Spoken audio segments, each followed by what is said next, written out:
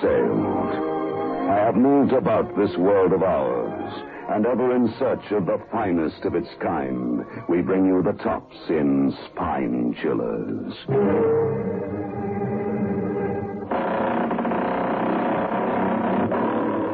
The Creaking Door.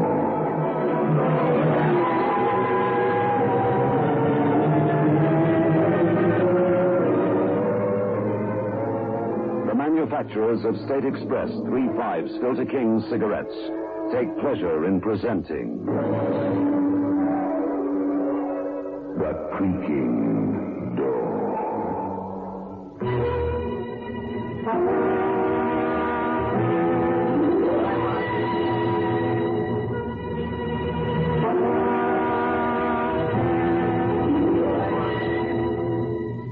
Good evening, friends of the Creaking Door.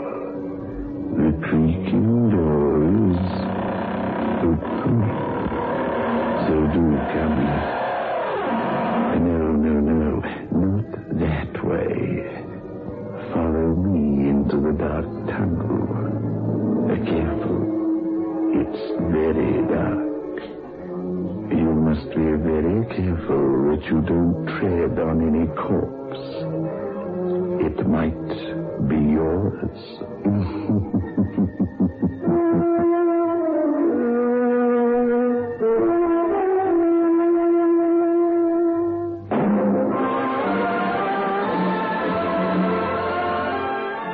Moved in world class. Get the taste of new smooth State Express 3/5s today. We promise you, it's the smoothest cigarette you can get.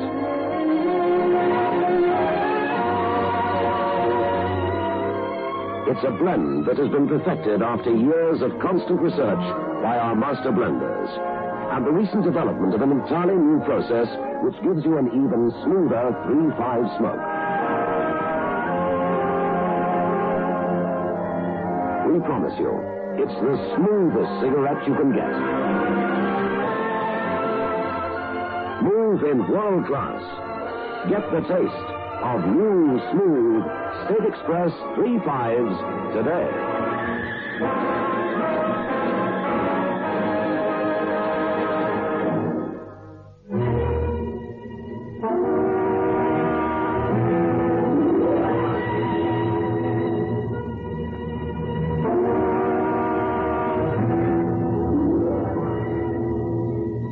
A heavy fog has rolled in from the ocean, covering the coastal city with a gray, moist gauze.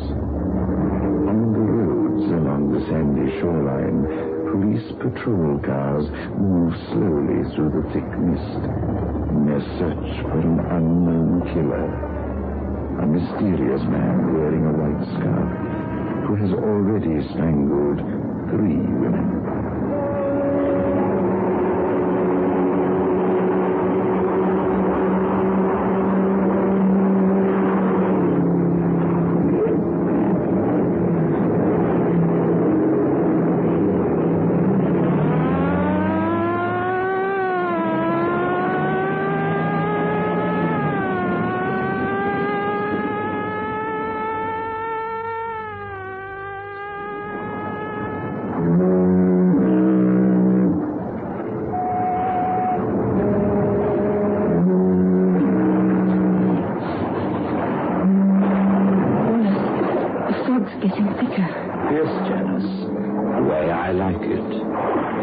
Come down here to the beach on nights like this. Wallace, couldn't we turn back? Oh, but it's such a wonderful evening. If you don't mind, I'd rather go home. Janice, darling, you're actually afraid. No, why should I be afraid, Wallace? You're with me. Of course, my dear. I'm with you. But those stories about those poor women who were murdered on the beach. So that's what's bothering you. It's only natural, isn't it? How do we know who may be near us in this fog? How do we know what may lie ahead? Why, Janice, my darling, that's what makes life interesting. Not knowing what lies ahead. The next step, the next minute. Wallace, please, I'm getting chilly. Well, why didn't you say so, darling? Here, I'll wrap my scarf. I'd rather go back to the house. Really, Janice, you're acting like a stupid child. Now, come on. Let me put this around your neck. All right. There. Now, I'll wrap it good and tight so you'll be warm. Wallace, please. What's wrong, Janice? Did you think I was going to hurt you? No. Well? I just noticed my bag. Your bag? What about it? It's gone. Are you sure you had it with you, my darling? Yes, positive. I must have dropped it somewhere along the beach. Well, we'll look for it in the morning. It may be gone by then. I had a pin in it, the diamond pin my mother left me. Why do you lie to me, Janice? Lie? I didn't lie. That pin you're talking about. It's there on your dress now. Oh, so dear, I'd forgotten. I don't know what's wrong with me tonight. It's my nerves. Well, perhaps we should look for your bag after all. If you don't mind, Wallace, I'll wait here till you come back. But I wouldn't want to leave you alone, my dear. Here in the dark and the fog. Your nerves, my dear. Oh, I feel much easier now. I'm not afraid. Very well. I'll be back in a moment. Now be sure to stay right here. All right, Wallace.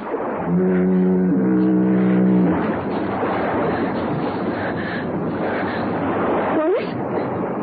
Is that you? I thought you went the other way. Wallace? Why don't you answer me? Please, Wallace.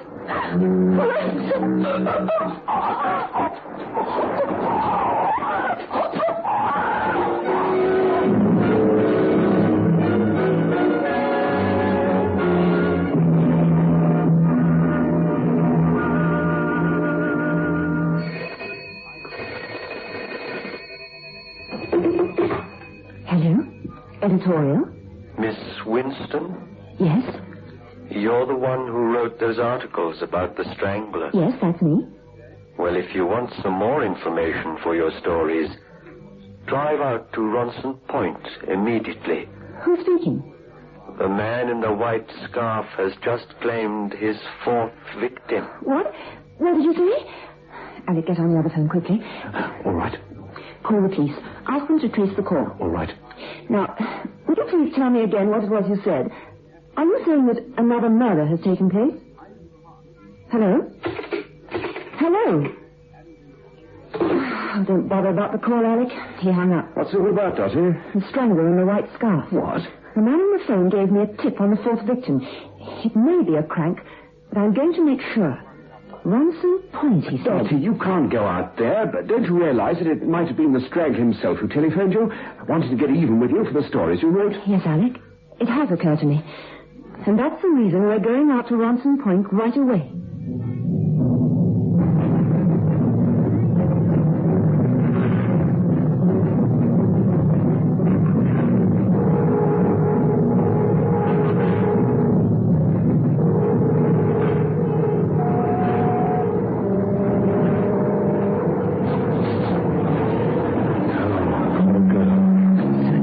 Hoax after all.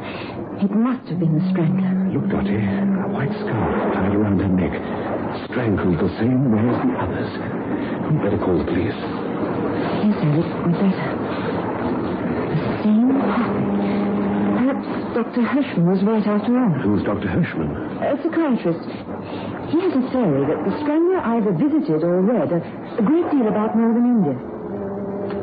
India? Well, what's that got to do with murders? Many years ago, there was a caste who killed their enemies by strangling them with strips of white cloth. The cloth was knotted and pulled in the same manner as that white scarf around the woman's throat. Just a moment. Over there. Where? Behind that row of trees. I thought I saw something move. Something white. Oh, Alec. I'm not sure, but we're not taking any chances. Come on. Alec, this isn't the way to the car. I know. Then where are you taking me? That light over there through the bushes. Into the house? Yes, perhaps. Let's run for it. That strange sound. I wonder what it is. I don't know. It seems to be an animal of some kind. Never heard anything like it before. That's my pet tiger. You live here? Yes, with my brother. We're looking for a telephone. I'm Dorothy Winston, a reporter from the Tribune. I don't care where you're from. You're trespassing on private grounds. You'll please leave immediately. But someone's been murdered. We found her body on the beach. You'll do as I told you. Get off these grounds. My brother is ill. Much too ill to be. Wallace! Wallace! Go back to the house, Ralph. Oh, Wallace, I've been looking for you. Where have you been? You know very well I've been out here feeding the tiger. I thought perhaps you went back to the place Ralph, where it... You shouldn't be out here. You know what the doctor said about the night here. Now go back to the house. But who are these people, Wallace? The young lady is a reporter, Ralph. A reporter from the Tribune. I'd like to use your phone, but your brother won't let me. I didn't want to disturb you, Ralph. I won't be disturbed. Then I suppose it's all right to make the call now, Mr. Grimsdale. Very well. We'll take you to it. Come along.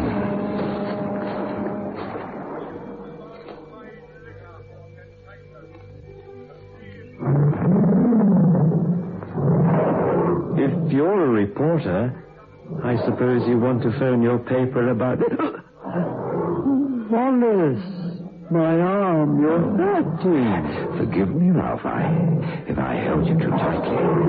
You know how unsteady you've been lately. I didn't want you to fall. You squeezed my arm because you didn't want me to talk. Now, really, Ralph, you have these people believing I'm some sort of monster. You're free to say anything you please. You know that. Say anything you wish. You see, you've nothing to say. Oh, Wallace, please forgive me. I'm just upset because you left me alone so much tonight. But I haven't left you alone, Ralph. I don't know why you say such things. I've been in the house with you all evening. Don't you remember? Oh, yes. Now I remember.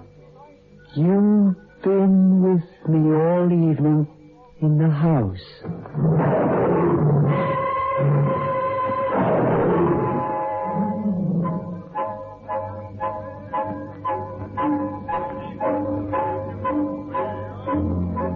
All right, Ralph. I think you're strong enough now to take these people to the phone. I'm going to go outside a while and finish feeding my pet. Yes, Wallace. This way, please. You go with this gentleman, Alec. But Dottie... Please, Alec, telephone for me. All right, but hurry. What do you find to be so amusing, Mr. Grimsdale? I find the obvious very amusing, Miss Winston. You stayed behind to watch me. Isn't that correct? Yes, in a way. Don't you think you're acting a bit rash? Perhaps, but that pet tiger of yours out there fascinates me. Oh? It's quite a rare species of tiger, isn't it? I didn't realize you're an expert. I have reason to know about that particular breed of tiger. Reason? You have been to India, haven't you? No. You're lying. I'd be a bit more careful of what I said if I were you, Miss Winston. I'm not fooling you, Mr. Grimsdale, with that alibi of yours. Now, look here. You were on the beach earlier this evening. Ridiculous. You've changed your seat. You've changed it because the other one had a piece torn out of it. I found that piece on the beach, next to that woman's body. Now, you're lying. Am I? For your information, Mr. Grimsdale, I have that torn piece right here in my hand. Give it to me. Oh, I can't. Slip down my throat. Open your hand. Oh, don't. Open it. Wait. All right, I'll open it. I knew you were lying. There's nothing in your hand. Of course not. But I found out what I wanted to know. No? What are you talking about? The way you knotted my scarf, Mr. Grimsdale, and the way you tightened it around my throat. That's all I wanted to know.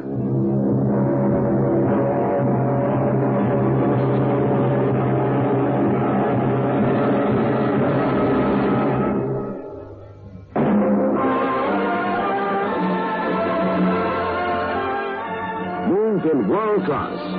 Get the taste of new smooth State Express 3/5s today. We promise you, it's the smoothest cigarette you can get.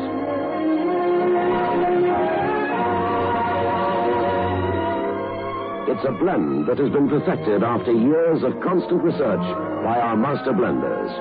And the recent development of an entirely new process which gives you an even smoother 3-5 smoke. We promise you, it's the smoothest cigarette you can get. Smooth in world class. Get the taste of new, smooth State Express 3-5s today.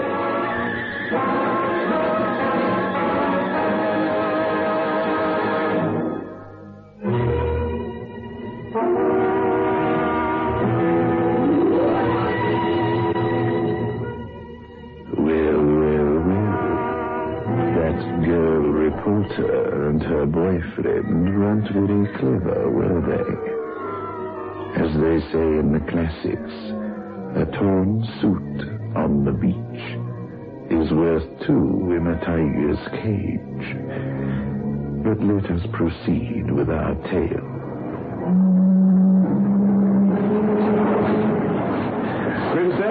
What are you doing here? Looking for you. I suppose it's your turn to keep tabs on me now, is it? Dottie told me you tried to choke her with a scarf. Why did you run away? You knew I called the police and ran away. Really? Here you're talking nonsense. I have nothing to fear from the police. Where do you think you're going? I'm going back to the house to tell more news. What news are you talking about, Grimsdale? The fact that you and Miss Winston are outrageous liars. What? I looked all along this section of the beach. I found no trace of a woman's body. You're just saying that. It's a trick you're trying to pull. The body's over there by those rocks, and you know it. Lying, am I? Then go and see for yourself. I will. Believe me, Lancing, you're just wasting your time. It's gone. What did you do with the body, Grimsdale? What? But where did he go to? Where did he...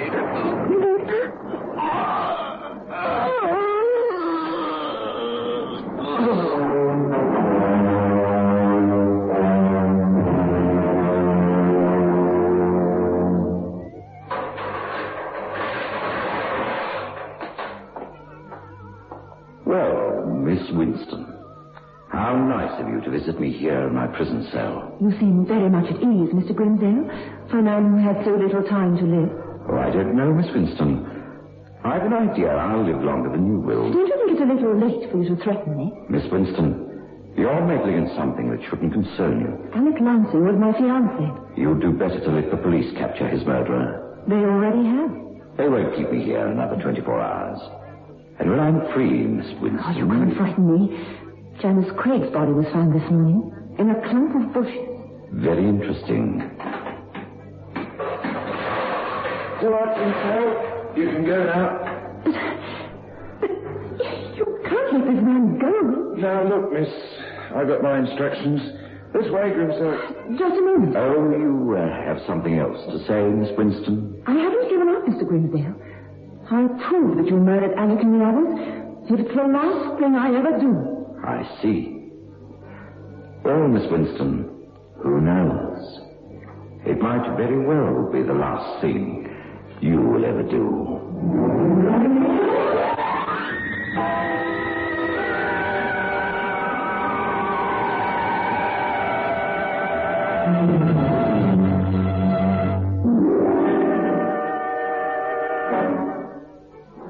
Ralph!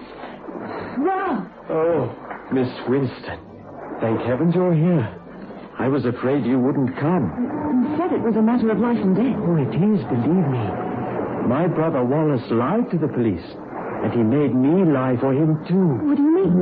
He told you and the police he was in the house with me all evening, but he wasn't. I was the one who telephoned you that night. I thought it was your voice, but I wasn't sure. Go on. Wallace was out with Janice that night. I saw them walk toward the beach. Why did you call me instead of the police? I was afraid to call the police. Afraid of what Wallace might do to me. I see. He'd kill me if he thought I was talking to you like this. But I just had to tell someone. I just had to. Did your brother tell you why he wanted you to lie to him? Yes, but I didn't believe him. What reason did he give you? He said he had nothing to do with Janice's murder. But there was no way of proving his innocence. He was afraid he would be found guilty if I didn't do as he told me. Tell me, Ralph. Your brother's been to India, hasn't he? Why do you ask me that? Please answer my question. Yes. We lived in the Punjab for 5 years. I thought so. When we saw the tiger in that cage, What's the matter? The tiger. It isn't there now. The cage is empty. Your brother must have taken it away. Yes, Miss Winston. I did. Oh, Wallace! I took it away because, unfortunately, it's dead. It was shot. Wallace, What were you saying, sir, Ralph?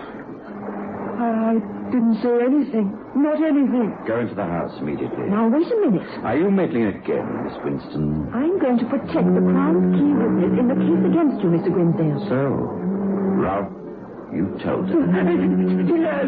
Yes, I told her everything. I don't care what you do to me. I don't care because Now, stop that. Stop that.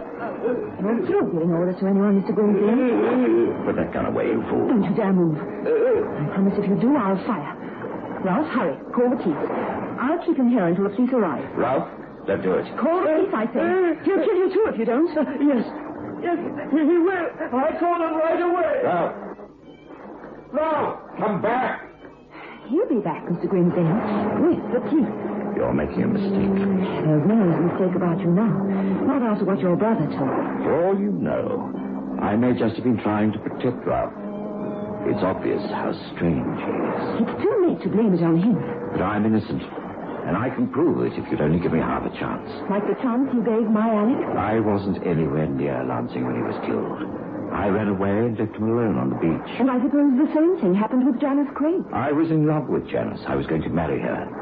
Ralph was always afraid that he'd be left alone. Oh, you can't make me believe that, Mr. Grimsdale. Just give me some kind of a chance, Miss Winston, before it's too late for both of us. I admit I was with Janice at night. But I didn't do it. I couldn't have done it. What do you mean you couldn't have? I'll show you why if you go with me to the place it happened. Do you think I'm that foolish? I know, Miss Winston, you want to find your fiancé's murderer. But you'll never find the killer if they could have been to me. Please, give me a chance to prove to you who the real killer is. Before it's too late. All right, Mr. Grimsdale. I give you just this one chance.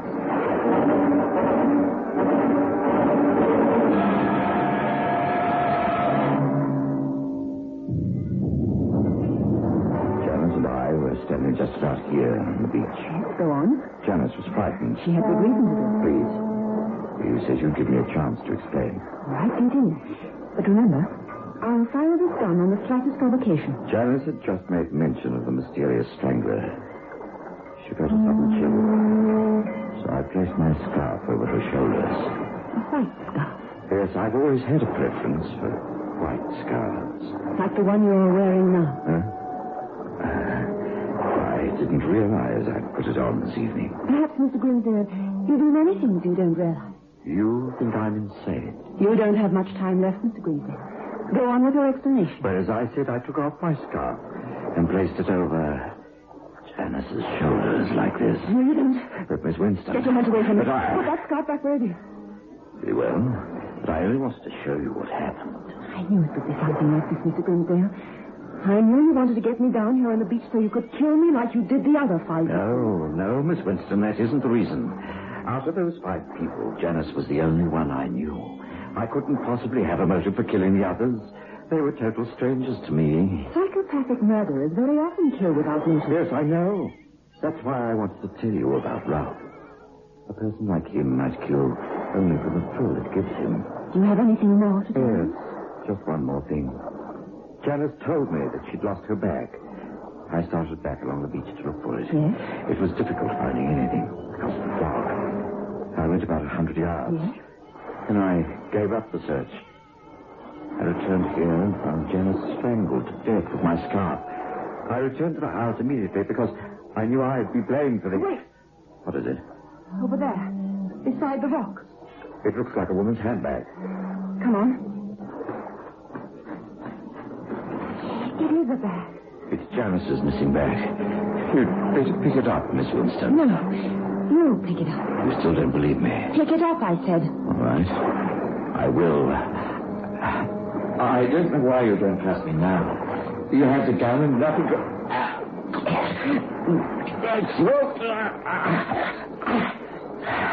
I knew you couldn't resist another victim, Miss Winston. I knew. That's where you're wrong, Mr. Grimsdale. Entirely wrong.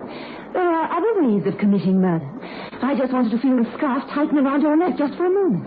Get up. And I knew it was you. I just had to prove it. How did you know? That night I ran from the beach, I saw a woman at the edge of the woods. A woman wearing a white scarf like you're wearing now, Miss Winston. I followed you back to town to your office. That's where the police were wrong. They were looking for a man, and all the time it was a woman. But they'll never know. After I kill you with a gun with which I killed the tiger, it'll be all over. There'll be no more strangling. No, Miss Winston. You couldn't stop killing any more than you can stop breathing. I know exactly what I'm doing. I'll tell the police you tried to murder me like you did the others, and I had to shoot you in self-defense. After the gunshot, it'll all be over. Finished.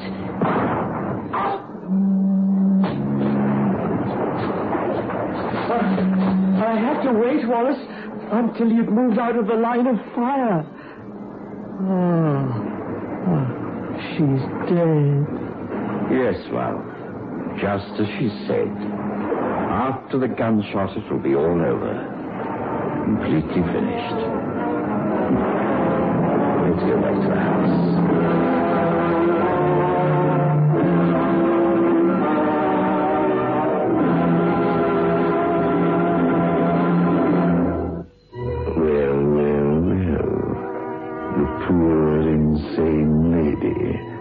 How sad. Enough to bring a lump to one's throat, eh?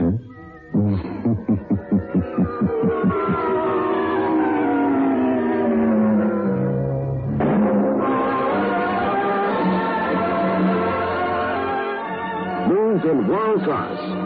Get the taste of new smooth State Express 3/5s today. We promise you, it's the smoothest cigarette you can get.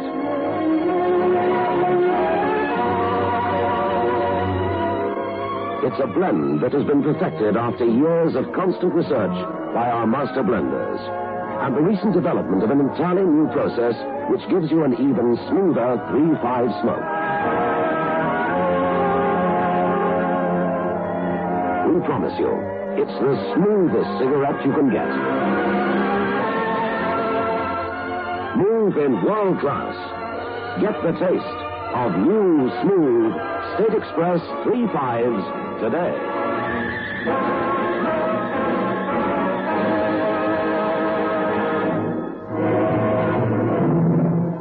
This is your host back again. Just a reminder of our rendezvous next week. Where are we going? Through the creaking door, of course.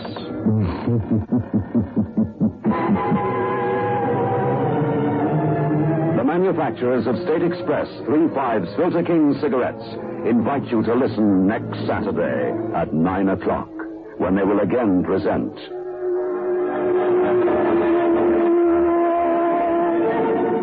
The Creaking Door.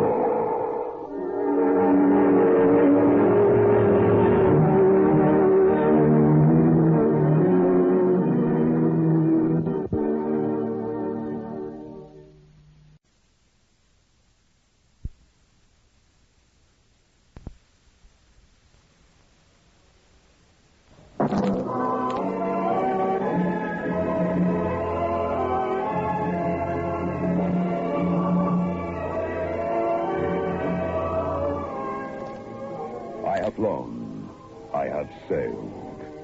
I have moved about this world of ours, and ever in search of the finest of its kind, we bring you the tops in spine chillers.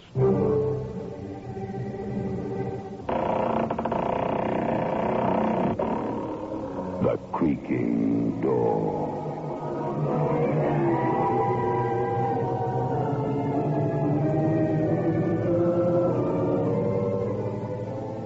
The manufacturers of State Express 3/5 Filter King cigarettes take pleasure in presenting The Creaking Door.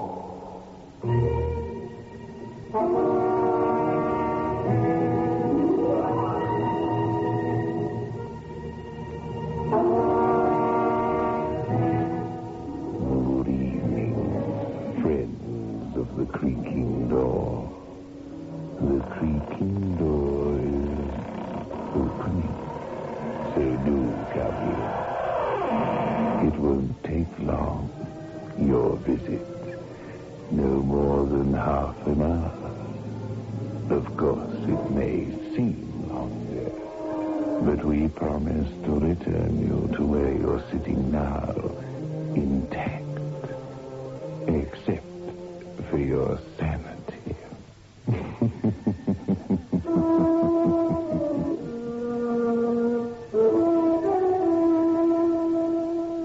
Get 3/5s. Get the taste. 3/5s by State Express. Get the taste of international success. The taste that's uniquely 3/5s. Only when no expense is spared in its making can a cigarette taste so right, so smooth, so satisfying. 3/5s. Get the taste. The taste that State Express created for you. The taste that has made 3/5s the king-size cigarette of international success. Get 3/5s. Get the taste.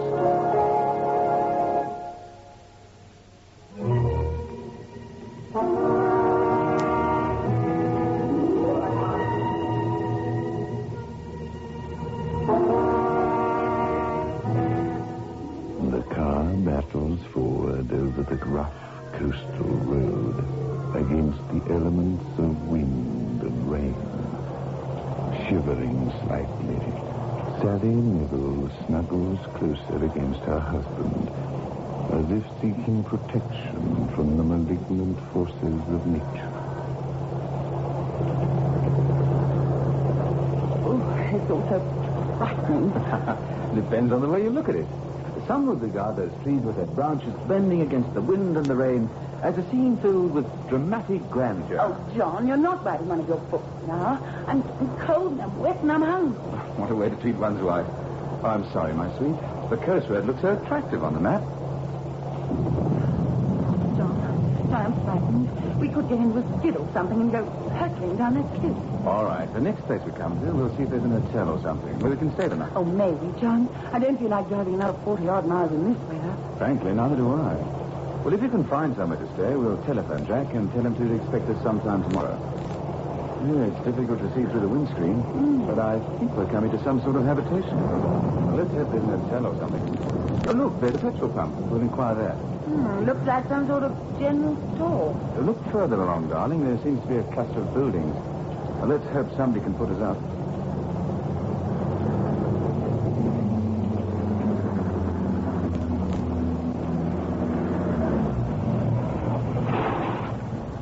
There's no need to get out of the car, darling. Just sound the hooter. No point in both of you getting wet. The place looks deserted. Oh, there must be somebody there. Oh, there's someone now. He's dressed as though he's going to man a lifeboat. I can't blame him in this weather. Yes, sir. Oh, fill her up, please. Yeah.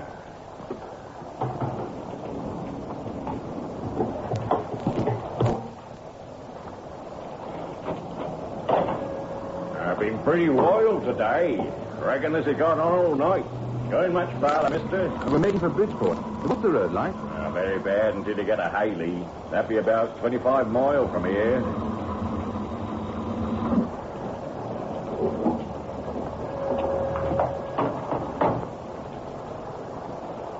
You be wanting anything else? Oh, no, thank you. Yeah, I think that's right. That be just right. Thank you. But I say, my wife and I are not keen to drive all that distance in this weather. Is there any accommodation in the village? Village? You'd hardly call this place a village. Ain't no hotel or anything, just Muggeridge Arms, and that's a pub. Oh, well, how far is the nearest hotel? Until you get to Coomley, 19 mile away. Oh, no. Well, isn't there anywhere at all? Surely this is a holiday resort in the summer. Not really. Some folks come fishing and the like. Well, there's Cliff Edge. That be let furnished like, but you wouldn't want to stay there. Oh, why? Well, I'm sorry to keep you out in the rain, but... Don't worry about me. This sou'wester keeps me dry. I put you up myself, but we ain't got You no said more... there's a place called Cliff Edge? I take the sort of place I'd like to stay at. Not after what happened. What did happen? They found her, they did. Found her body on the rocks. They say she jumped out of a window. Who owns this furnished house? Oh, Joshua Mugridge. He's on his small holding, he does. You see it as you drive along the road, called Mugridge Farm, it be. It's just as you turn at the bend. You want to be careful at that bend in the road, only a few yards from the cliff edge. 200-foot drop it be. Thank you. We'll be careful. Well, now, mister, it ain't none of my business, but I'd drive on to Coomley if I were you. No good kept in your spirits now, is it? I suppose not. Well, thank you. Good night. Good night, you both. Good night. Hope you get fixed up all right. Oh, quite a character. If I put him in one of my books, I'd be accused of overwriting. What did he mean when he said no good things? Oh, you know what these country folk in remote areas are like. I doubt if they've seen these strangers from 1 month to another. Oh, darling, you're going too fast. I hardly see a thing. There's a sign saying dangerous bend. Careful, darling. I'll be careful. To think we left our warm beds. Oh, there we are, darling. Look, Margaret's Farm, it says. We'll be in front of a nice roaring fire in no time.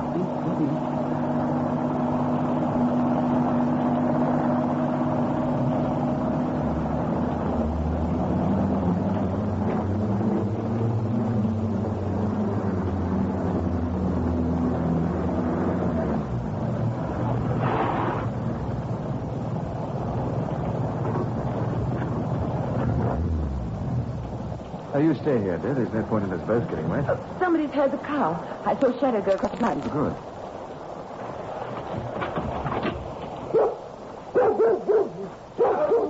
Down. All right, boys. Rufus doesn't like strangers. Boys coming in closer, you'd better stick to your business. Well, they told us at the petrol pump that you might be able to give us accommodation for the night. Accommodation here? He said something about a furnished house called Cliff Edge. I see. You've got someone with you in the car. Oh, yes, a young lady. Excuse me, most inhospitable. It's difficult to see in this rain. You stay where you are, and I'll get an umbrella. Won't be a moment. Oh, well, looks as though our troubles are over. Perhaps we ought to drive on to Coomley. When will I ever understand them? Here am I trying to get us food, warmth, and shelter because you've complained of the cold, hunger, and rain, and now you've changed your mind. I can't help thinking of that man at the petrol pump. He suddenly had an odd expression on his face when he talked about this cliff edge or whatever it's called. And what did he mean when he said... Here we are. Don't mind Rufus. Now that his inspection is satisfactory, he'll go back to his kennel. He likes these storms no more than we do. Let me help you out, madam. Thank you. I'll come back for you, sir. I'll make a run for it.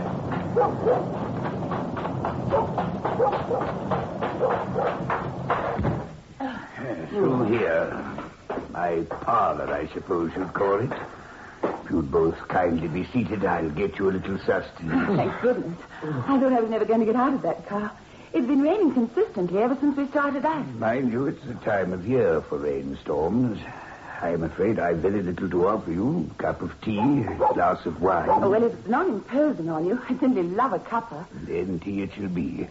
What about you, Mr. Neville, Don Neville. And this is my wife, Sally. You're Mr. Moggridge, I take it? That's right. Joshua Moggridge. Welcome to my humble home. As you can see, there's very little here. This shack and my few acres of vegetables. Different from the old days when my wife was alive. I'll go and get your tea. Oh, Mr. Moggridge, is that the kitchen through there? Couldn't I make the tea? Oh, it's very kind of you, but there's no electricity in these parts.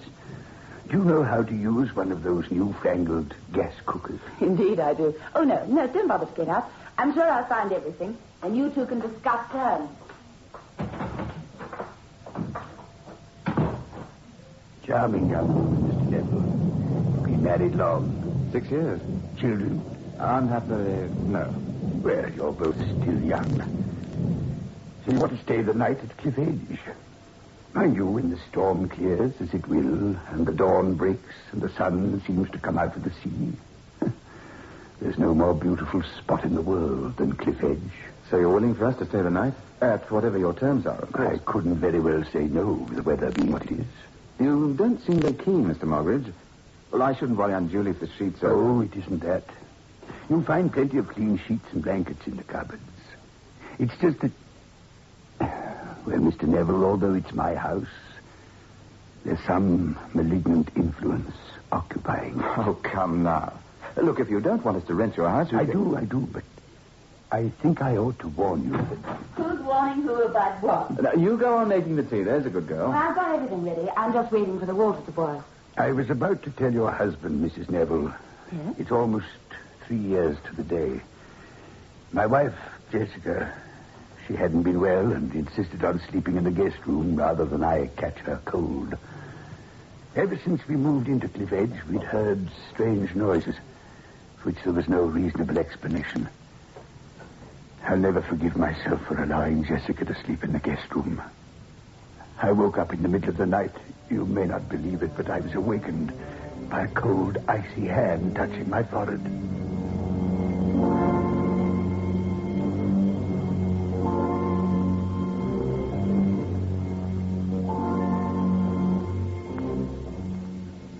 What was there? I must have been dreaming. No. Heaven preserve me. It can't be. Jessica. Oh, no.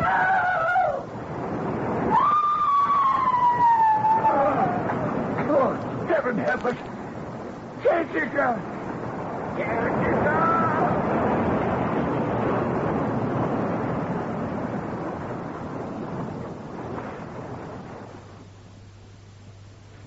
I suppose you both regard me as just a superstitious old man, but when I summoned assistance and we got to my wife, she'd hurled herself from the bedroom French window to the rocks below. I tell you, when I got to my wife, her dear dead face was staring up at the moon. The horror, the expression of terror. Something had so frightened her. Sorry. Foolish coroner, because my wife was given to nightmares, they brought in a verdict of death by misadventure. Said she did it in her sleep. Oh, good. There's a kettle boiling. I'll make the tea. I'd rather you hadn't told that story. My wife is highly susceptible to suggestion when it comes to ghosts and things. And you, sir? I'm a writer. Good heavens, forgive me, John Neville, of course. Didn't you write The Temple of Reason? Yes, I did. Yes, I've read quite a few of your books. It's a pleasure to meet you, sir. Thank you. I wonder what Sally's doing with that tea. I think... You think what, my darling? I'll leave it unsaid now that you've been a good girl and brought the tea. Here, let me take it from you, Mrs. Neville. Thank you. I was just telling your husband how much I admire his books. So do I. Milk and sugar, Mr. Margaret? Just one lunch, thank you, and milk. He is a good writer, isn't he? Mind you, we shouldn't tell him that. He gets so conceited, don't you, darling? No chance with you around, you little monster. Here's the tea. Thank you. Ah, nectar of the gods. I think you'd better move on from here and not stay at Cliff Edge. Oh, dear. Just as I was beginning to feel snugly warm. Why do you say that, Mr. Mogridge? My wife was not the only one who fled from some malignant force to her death.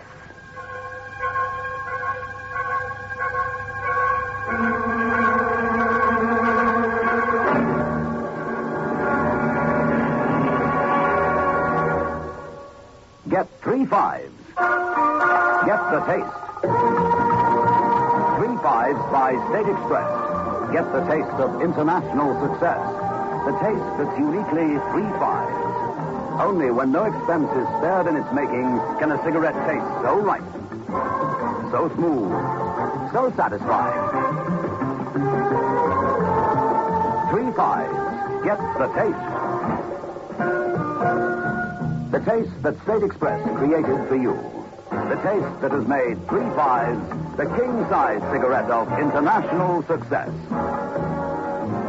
Get 3 5s. Get the taste.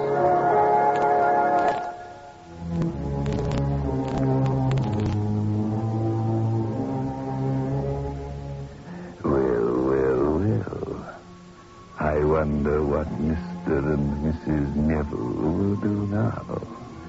Will they dare to spend the night at Cliff Edge? I suppose they will, if the spirit moves them. You say there was another death? Unhappily, yes. Until the night of my wife's death, I too scorned what I used to regard as the superstitious nonsense of the uneducated. Yet nothing would have persuaded me to spend another night under that roof. I moved out of Cliff Edge and bought this small holding. As you see, I'm a man of modest means. Like yourself, a stranger inquired as to the possibility of obtaining accommodation in the district. I allowed a not unnatural sense of greed to get the better of my instincts. He rented Cliff Edge for a fortnight. After he'd been there 3 days, some children playing among the rocks found his mangled body. He'd obviously fallen from the same window. He, too, had a look of horror. Awful. Now, my dear, you understand my reluctance to offer you the shelter of Cliff Edge. What sort of shelter can it be that causes human beings to leap to their death? In your book, Mr. Neville, The Temple of Reason, your hero was a man who exposed a fake religious organization. But had you been through what I have experienced? Yeah, I've just noticed it. The rain has ceased. Then you're not required to stay at Cliff Edge. Oh, we'd like to very much. The roads will be in a shocking condition after all this rain. If you could tell us where we could buy some food... Oh, there are cooking facilities, I assume? Of course. Darling, don't think me acting like a silly schoolgirl, but I think I'd be too afraid. Oh, nonsense. I'll be there to protect you. Take my advice. However bad the condition of the road, it would be preferable to staying at Cliff Edge. Let me be honest with you. Were the roads tarmac all the way to my brother's house, were the sun shining and my wife and I had not driven so many miles, I would still relish the thought of staying at Cliff Edge. Oh, darling, don't be silly. It's the rougher in him, Mr. Margaret. I think I understand your husband's attitude very well indeed. Shall we go? Will there be room for me in your car? Plenty.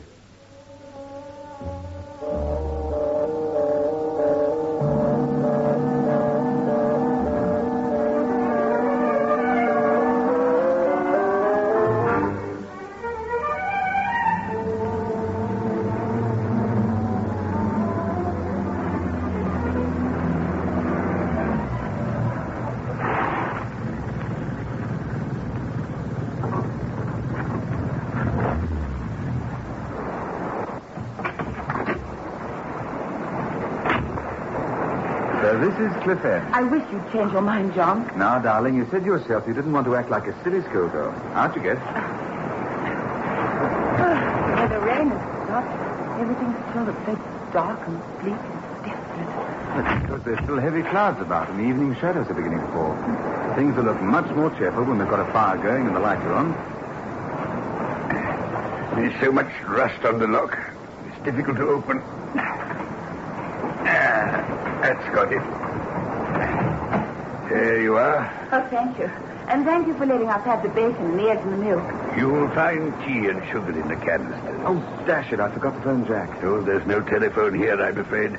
The nearest telephone is at the Mogridge Arms, about 2 miles on the road. My family owned all this land at one time. It was a rather reckless grandfather who more or less impoverished us all with his gambling. I know what I'll do, dear. Mm-hmm. As soon as you're snugly in bed, I'll go over to the Arms, telephone Jack, and fraternize with the locals. Ever the writer, Mr. Neville? Yes, Mr. Mogridge. A really professional writer never ceases to be anything else. Everything he sees and hears and does is stored away in his subconscious for future use. Oh, there he goes again, Mr. Mogridge, being all literary. If you don't mind, I'll leave you on the doorstep. I took a vow after my wife's death that I would never set foot in this place again, and I never will. Perfectly understandable. Well, I'll call in and see you tomorrow morning to settle up, or would you rather... No. Tomorrow morning will do. You're still determined. I can't dissuade you. Good night, Mr. Moggridge. Good night to you. Oh, all so musty in here. Well, of course it is. It's been shut up for so long. It's warm enough to open the windows, so let's let some sanity and air into the place. Come on, love. In we go.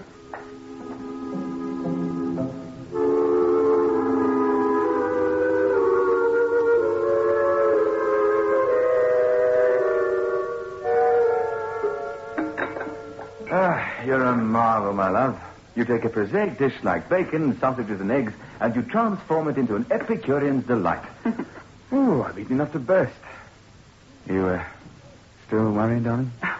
I must say that now that the rain has stopped and the moon is out and we've got rid of that musty feeling around the place, I'm feeling a little different. But still a little apprehensive. John, you may be scornful, but the fact remains that 2 people leapt to their death from this house. You feel safe and secure down here. You don't have a feeling that there are phantoms, poltergeists, malignant forces. Now stop teasing me. It was all so dark before, and that old man... A very interesting character, Mr. Moggridge. Once he heard that I was the author of The Temple of Reason, that I scoffed at the supernatural, he was pretending to dissuade me, to frighten us off. But in his eyes there was a challenge. And you accepted the challenge. Yes, my love, I did. Are you sorry? Now that the lamps are lit and we're sitting in this cozy room with the fire shining brightly? You're right, darling, as usual. I really couldn't face the rest of that drive. Good, we've allayed your fears. There's only one more enemy to defeat. Stop writing a script. I'm trying to put at rest the mind of the woman I love. Come on, darling. Let's go and have a look at the bedroom. All right. Which one? Well, the main bedroom. The bedroom we're going to occupy. The one facing the sea. Come on. Oh, it's quite light now that the clouds have disappeared. Oh, there's sure to be a lamp in the bedroom. Oh, let's sleep in the guest room. No, my sweet. We will sleep with the window open and snore to the roar of the sea. Fool. I think this is it. Oh, charming. I like the lamp. Oh, yes, the messenger. Oh, what a lovely color scheme. Look at it. Does this suggest something evil? No. She must have had very good taste, Mrs. Moggridge. The way the color of the curtains blend with the carpet and the bedspread. Oh, I suppose that's where they keep the sheets and things. Oh, look, a portable transistor. Music to soothe the savage ghost. Oh, I've got an idea. While you're ferreting out the sheets and things, I'll go up the road, telephone Jack, and drink with the locals. John? Now, don't tell me you're still being influenced by that funny old man. No, I suppose not. All right, darling, I'll get everything shipshape, but don't be long. Promise? Promise. How about that?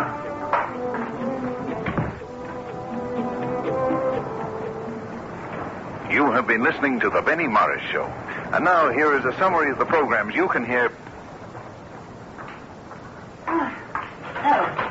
Oh, the sheets. Now, I wonder where the blankets are. What's that? John? Oh, yes, no. Nothing. Oh, where's John? We should come back. Don't be a fool. Could be a stray cat.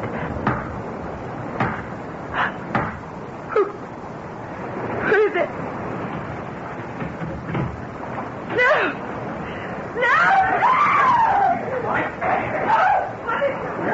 All right, darling, everything's all right. It's not a ghost. Joshua Market. Let's sheet off him. Now, don't move or I'll kill you as you killed your wife. It was only a joke. I was only playing a trick. I wasn't going to do any harm. Chloroform. I can smell chloroform. Yes, dear. He'd have tried to paralyze you with fear and then chloroform you. Keep still, you or I'll break your arm.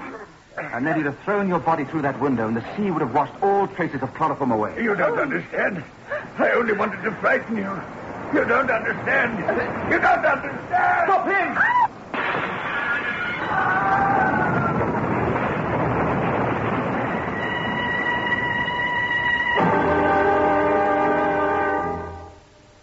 Oh, there it is, Sergeant.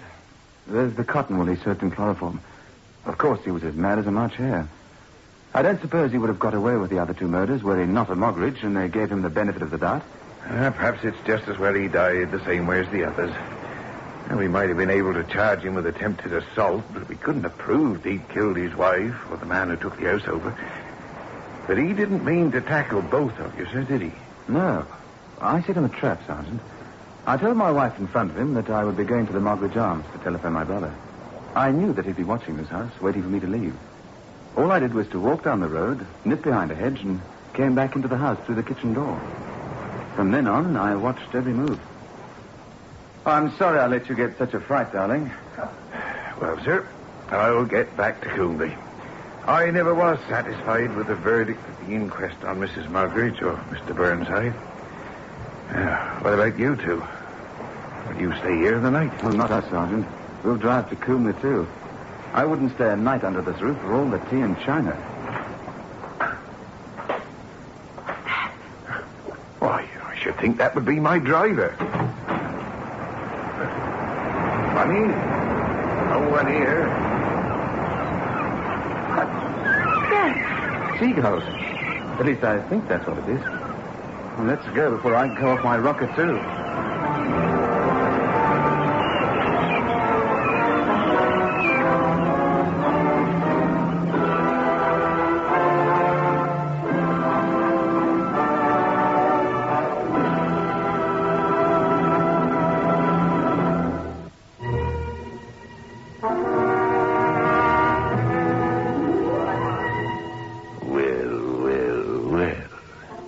One can understand John Neville not wanting to go off his rocker. After all that he and his wife have been through, their only hope for a good night's rest is to rocker themselves to sleep.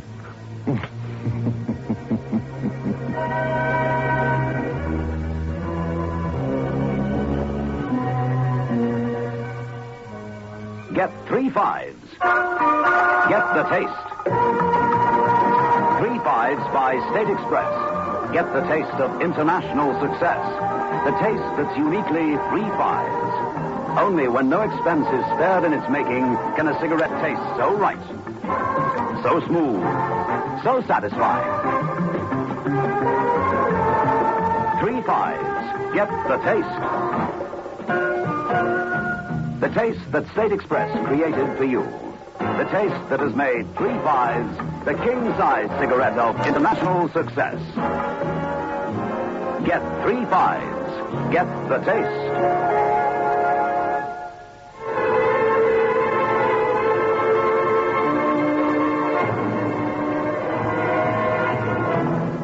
This is your host back again. Just a reminder of our rendezvous next week. Where are we going? Through the creaking door, of course.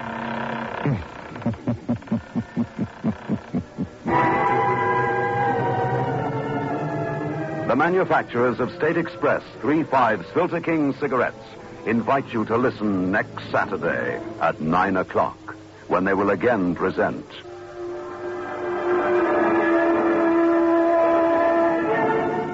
The Creaking Door.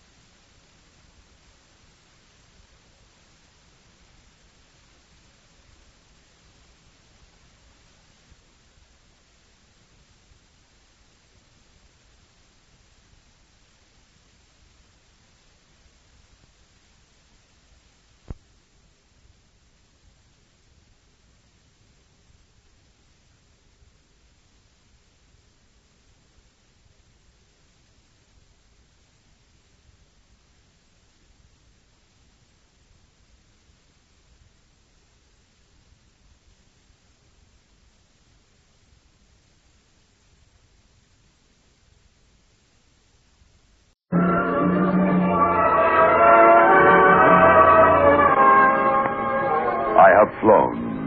I have sailed.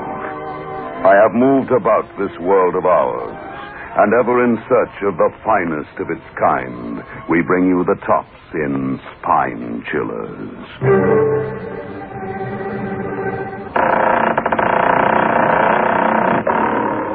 The Creaking Door.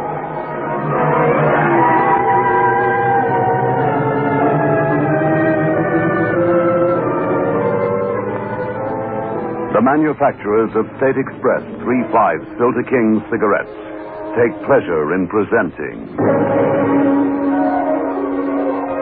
The Creaking Door.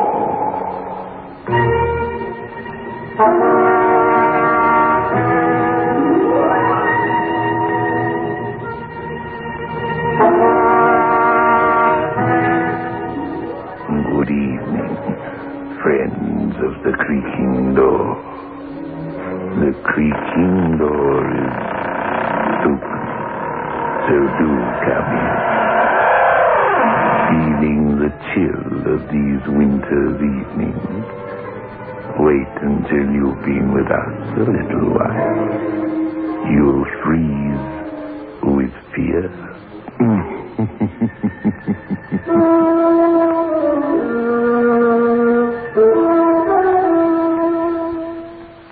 Get 3 5s.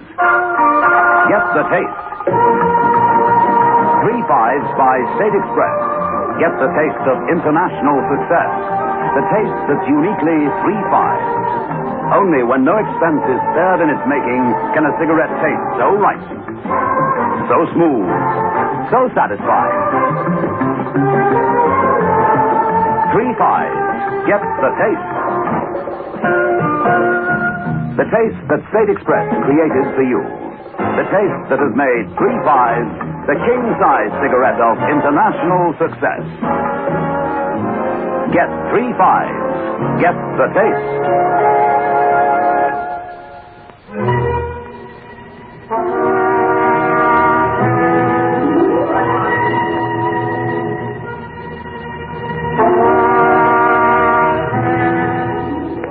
The cemetery caretaker and the ashen-faced, trembling young man make an odd pair as they stand by an open grave under the pale moon. In the grave itself is a coffin. The lid has been prized open, and inside the corpse of a middle-aged man. The caretaker warns, "Oh, I've heard about blokes like you. Read about grave robbers. I never thought I'd come across one. Yeah, I've sent for the cops, young man. Don't you try no rough stuff. I'm a match for you any day." But you don't understand. Hey? I tried to save his life, and now it's too late. Yeah, don't you give me that. This fellow was given a decent Christian burial. You've desecrated... Desecrated, you say? Isn't it desecration to bury a man while he's still alive? Yeah, what you talking about? You don't think people go around being buried alive these days, do you? I don't know what to make of you. I watched you this afternoon. I thought you looked a bit peculiar. Wondering what you was doing at a pauper's burial. You shouldn't have had a pauper's burial. You shouldn't have been buried at all. I could have saved him. You better think up a good story. Something told me that you was up to no good. No, don't you try no rough stuff. I've already warned you. I watched you. The police are on their way.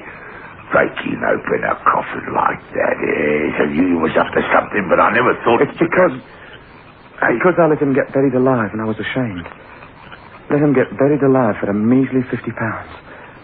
Now he's dead. Hey, you come out of a loony bin or something. Now that I've had a better look at you, you don't look like no grave robber. I'm not... Listen. What's he to you, this fellow we buried today, eh? Nothing. Except I'm responsible for his death. I touched him. He's cold. Cold as... He's only been in the ground a few hours. They don't stay cold like that. Sometimes we get an exhumation order. We have to dig him up, see? You'll be surprised how warm they get. He is dead, isn't he? I mean, I brought this piece of mirror with me. There's no breath. Look. I don't have to look. He's been in the municipal morgue for 2 days. He's given a pauper's burial. Now then, what's it all about, young man? I want to go home. He was dead all right when they buried him. But not when the ambulance took him to the morgue. You see, I know. You know? Oh, is he a relative of yours? I never knew he existed until 2 days ago. I've been tramping the streets looking for work. I didn't want to go home. If you could call that one-room bedsitter Lil and I occupy a home. It was still ringing in my ears, the things she shouted at me as I left her. I've come to the end of my tether. I've pawned everything. Look, even the wedding ring you slipped on my finger in the church. What did he say? And all thy worldly goods. Huh. That's a laugh. You were going to share all your worldly goods, were you? Well, if you don't get some money or a job, I'm walking out on you, do you hear? I'm walking out on you, and I'll go and live with my sister. At least I'll get some warmth and 3 square meals a day. Oh, don't say that, Lil. Was it my fault that I fell sick? That I'm not allowed to work in the factory anymore? I've tried, Lil. I really have. Everywhere I go, they look at me and say, no vacancies. Not my fault either. I warn you, Joe Harris. I can't take much more of this. I know, honey, I know. I'll get something today. Really, I will. I promise.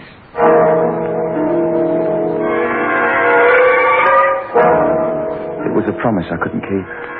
Pounding the pavement, watching the dislike and fear in the eyes of the well-fed as they said, no, thank you.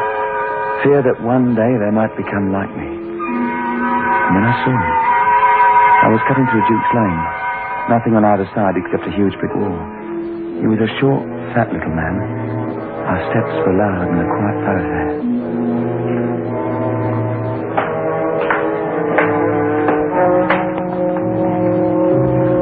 I wonder what he's stopping for. Do you think I might crush him? Or I'm a gangster or something? I suppose I look like something that crawled out of a piece of cheese.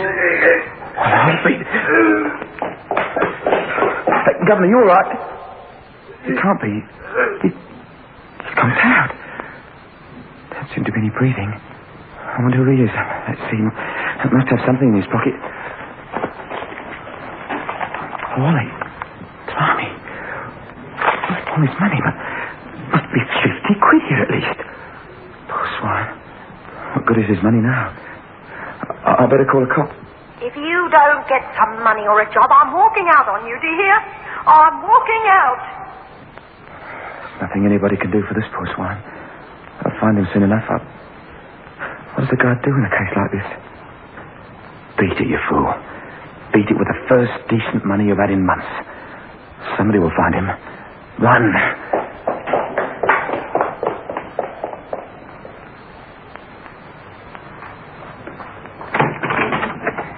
Leo. Joe, you've got some money. That's right, Leo.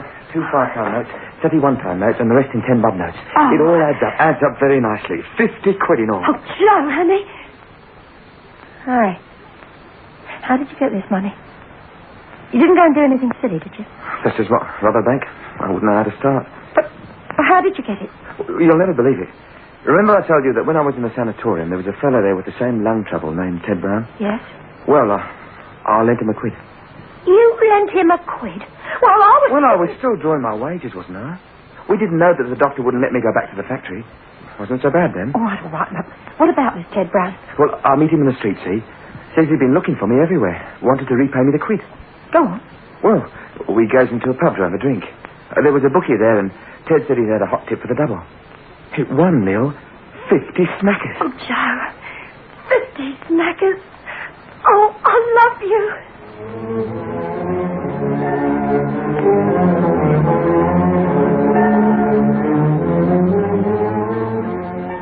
Lil went to get some groceries and a couple of bottles of beer. I sat on the bed and had a further look at the wallet. Having taken the money out, I thought it would be empty.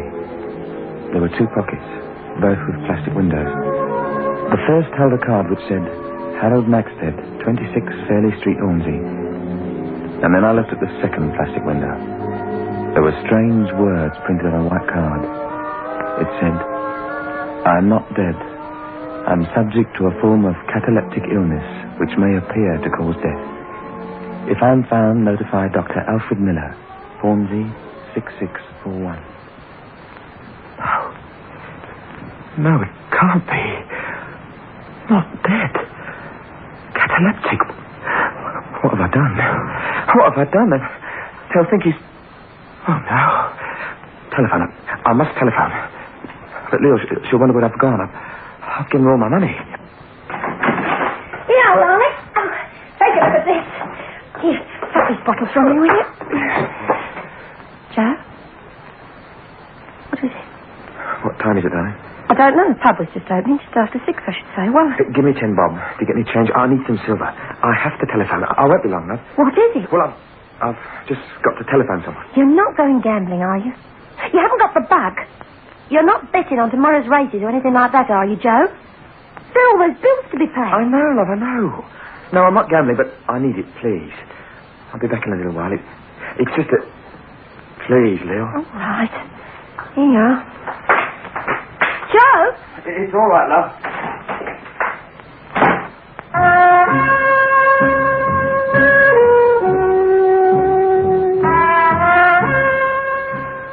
Would I be too late with the phone call? Would they bury this poor guy Maxted, not knowing he was a cataleptic, thinking he was dead?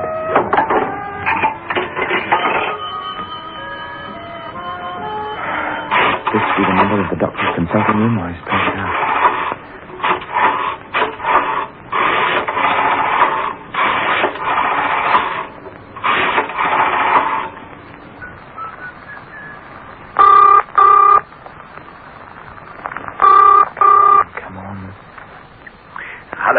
Can I speak to Dr. Miller, please?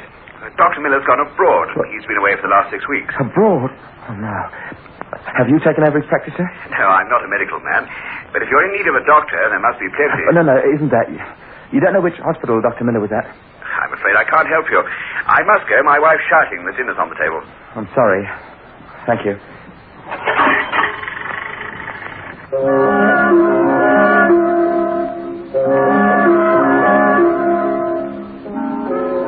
And then another thought seared my brain. A hole in the ground. A long wooden box and a man being buried. Being buried alive. And a shovel. Heaping earth on the wooden boards. There must be a Maxted in a telephone directory.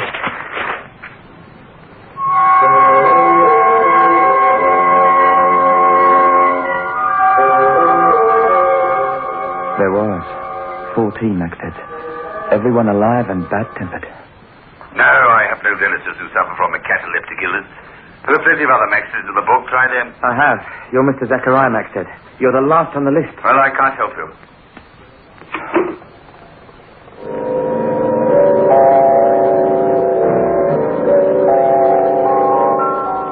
What now? Do I go along to the police and say, look, I stole a man's wallet. Somebody might be shoving him in 6 foot of earth. What do I do? I decided to sleep on it.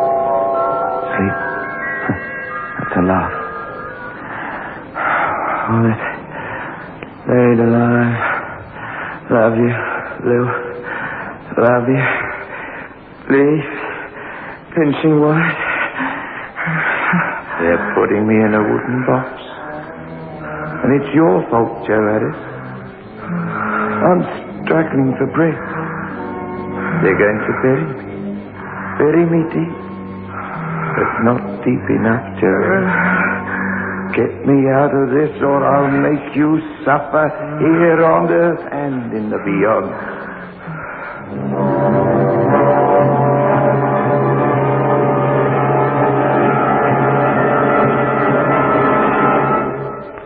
Get 3 fives. Get the taste. 3 fives by State Express.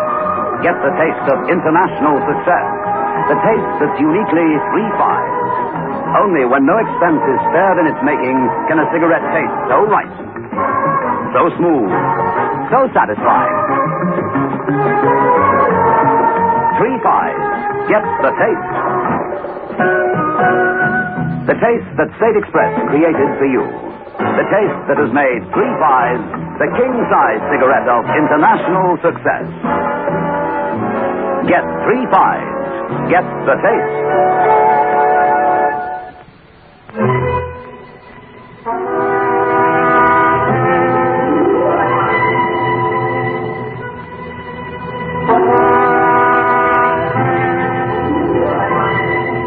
Well. Joe Harris of better do something about it pretty soon. Otherwise, the poor, unfortunate cataleptic gentleman will be stiff with cold. But let us see what he does do. Do? I didn't know what to do. It was less than 6 hours since I saw that chap Paul. Maybe he's still there. Maybe if I go back to Duke's Lane, he'll still be lying there. Joe? Oh, sorry, I didn't want to wake you up. It's the middle of the night. Where are you going? I won't be long. No, Joe, you're not going anywhere. Thought you'd been acting strange. Oh, Joe, I know I've nagged you and threatened you, but it was only because you were getting so down, so beaten. I love you, Joe. I don't want you to be doing anything that will put you in prison. It isn't that at all. Well, what is it? All right, Lil, I'll tell you. And then you'll see why I have to go.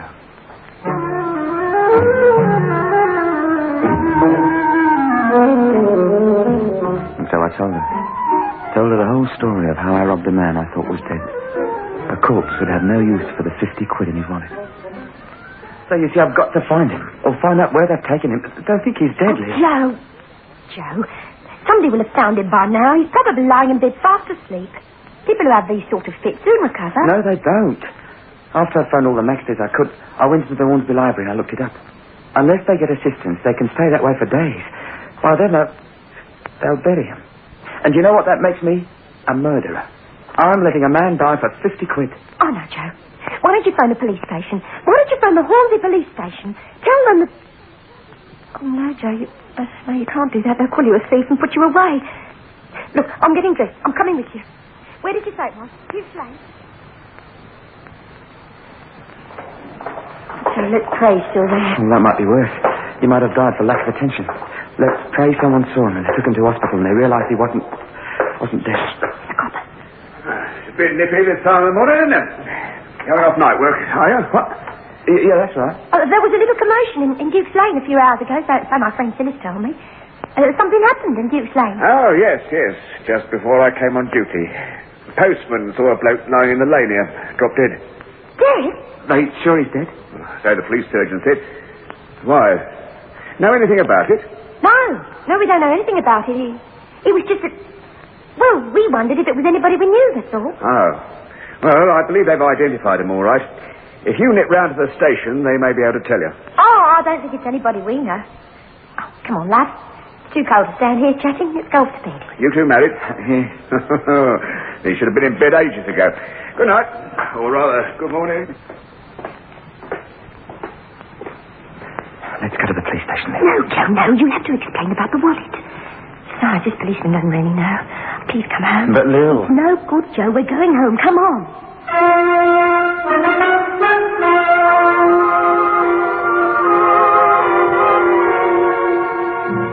Some more coffee, Joe? No, thanks. Look, it's no good. We've got to go to the police. We're committing murder. It's 2 days now. I didn't sleep a wink all night last night. Kept having nightmares. Hearing Maxted's voice pounding in my brain. Telling me to save him before it's too late.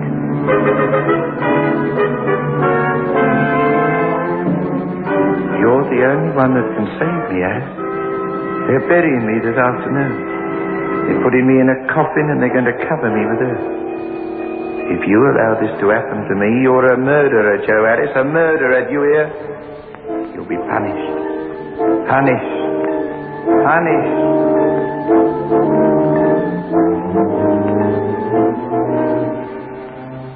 He kept saying I'd be punished. But you said yourself it's only a nightmare. All right, don't you go. I will. I'll say that I know... What was his name? Maxted. Harold Maxted. I'll say I know him and he's a cataleptic. That's it. I'll go there right away. Excuse me? Hello. Aren't you the young lady I saw down Duke's Lane the other night? Yes, that's right. Oh, I'm so glad you're here. You know we were talking about someone who dropped dead that afternoon. Well, were you able to identify him? Yes, we were able to identify him all right. Why? He's a cataleptic. He's not really dead, you know. Oh, don't be funny. Got the card here. They're burying him this afternoon. He's in the Hornsby mortuary. Cardiac failure. This is the release for the body for him to be buried, signed by the police surgeon, Dr. Herbert Spencer. He may have been a cataleptic. I don't know about that. But he died of heart failure. Being buried in a pauper's grave at Hornview Cemetery, 3 o'clock this afternoon. Didn't die of heart failure, indeed. Not dead. Oh, well, maybe I'm being a bit silly. Thank you, Constable. Good night. The death certificate was signed by the police surgeon. Oh, what did that copper know about cataleptics? Had the doctor known he was a cataleptic? I'm going to stop the burial. You can't, Joe. You can't. Once you tell the police about that wallet... Where are you going, Joe? I don't know. Get drunk. I don't know anything anymore.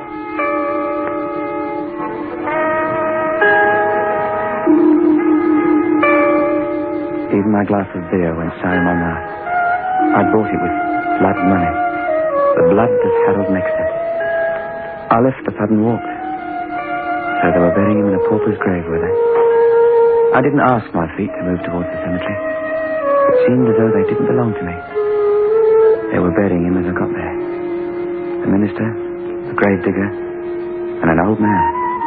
Obviously the caretaker, plus a police sergeant. I wanted to shout, Don't put him in that grave. He's not a corpse, he's alive. Couldn't. Those 3 stripes on a copper sleeve seemed to represent a number of years I might get for stealing and for withholding information.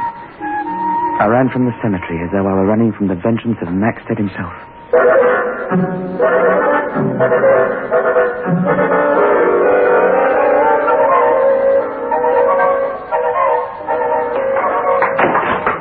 Hello, Joe. They buried him the last time I saw them do it. A cheap wooden coffin.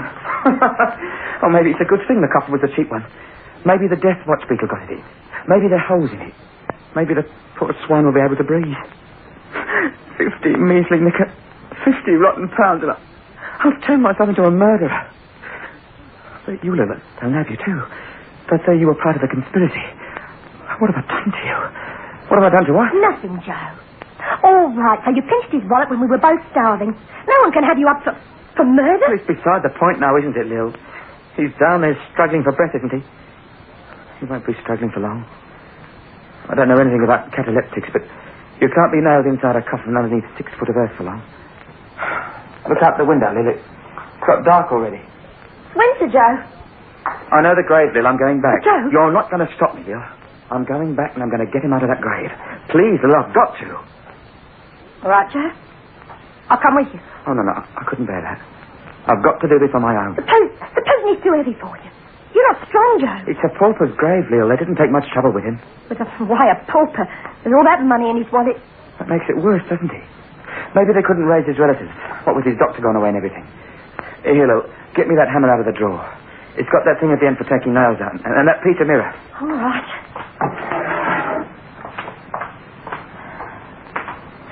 Here. I hope you're right. That you know what you're doing. It's the only way, Lil. The only way.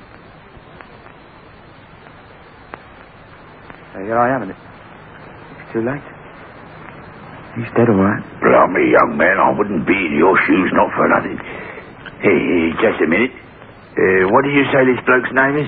Maxted. Harold Maxted. Oh, no, it's not. Huh? This bloke's name is Sidney Fraser. Are you sure it's the same bloke? Positive. No, it's the same bloke. His accusing face follows me around, sleeping and waking. Oh, you young man, yeah. Come and have a look with me. We don't give them much of a tombstone, these paupers. There you are. Sidney Fraser. Born February the 6th, 1920. Died December 4th, 1967. Well, I've told you everything. They've given him the wrong name. You better tell that to the police constable. Oh, I'm sorry about this, young man. I warned you. I thought I was too old to tackle you on my own. When you started opening that grave, I ran to the cemetery office and phoned the police. Oh, well, it's almost a relief in a way. Oh, hello. What's going on here? Oh, it's you again. Your missus was in the police station this morning with some nonsense about... Oh, digging up a grave, are you? Oh, there's something fishy going on.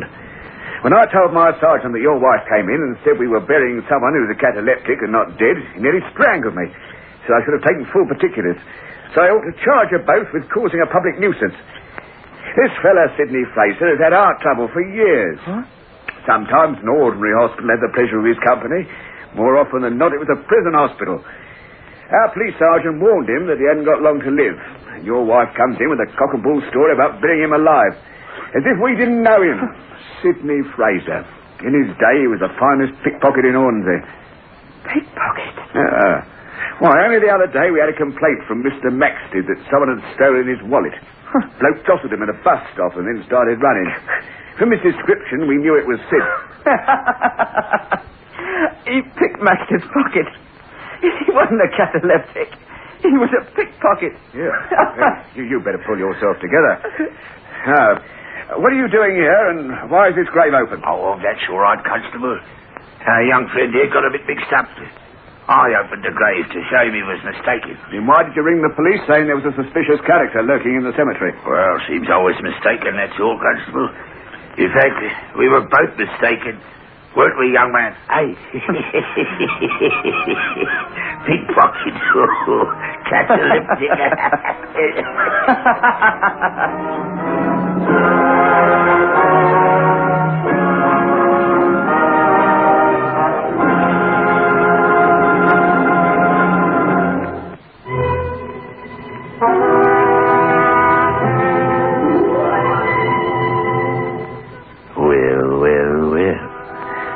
Somebody should have told Joe Harris that lifting wallets from cataleptic gentlemen is a most grave offense. In fact, it is likely to incur the most stiff penalty.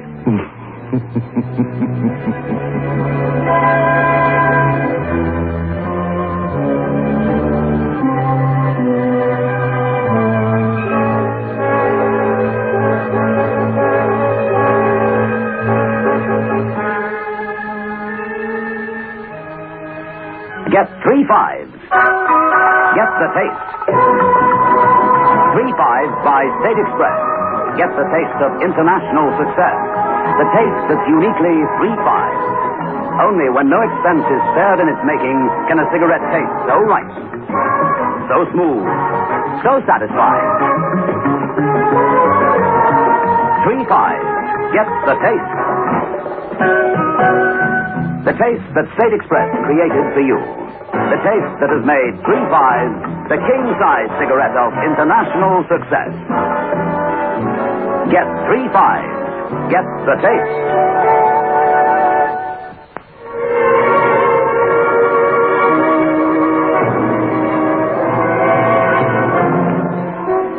This is your host back again. Just a reminder of our rendezvous next week. Where are we going? Through the creaking door, of course.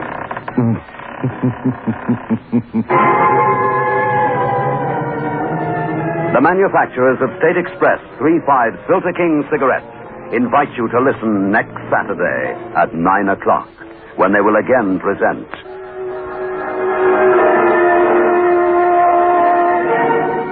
The Creaking Door.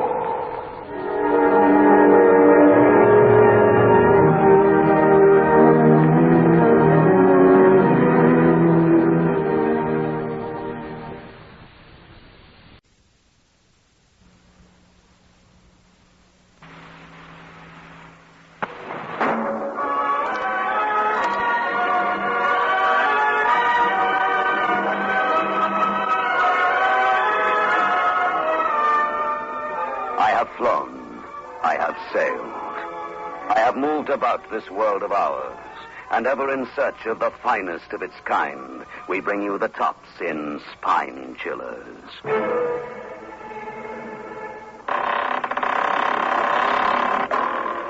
The Creaking Door.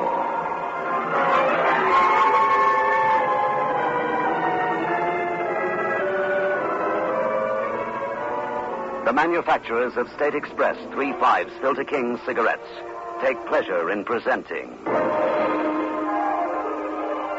The Creaking Door.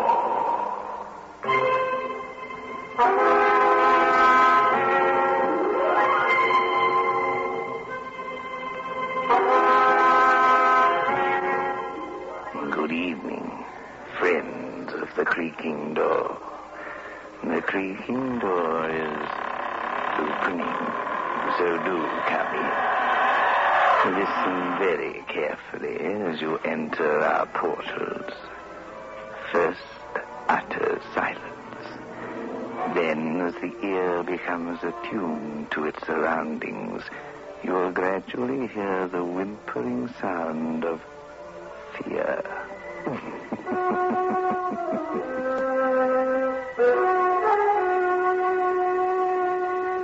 Get 3 fives. Get the taste. 3 fives by State Express. Get the taste of international success. The taste that's uniquely 3 fives. Only when no expense is spared in its making can a cigarette taste so right, so smooth, so satisfying. 3 fives. Get the taste. The taste that State Express created for you. The taste that has made 3 fives the king-size cigarette of international success. Get 3 fives. Get the taste.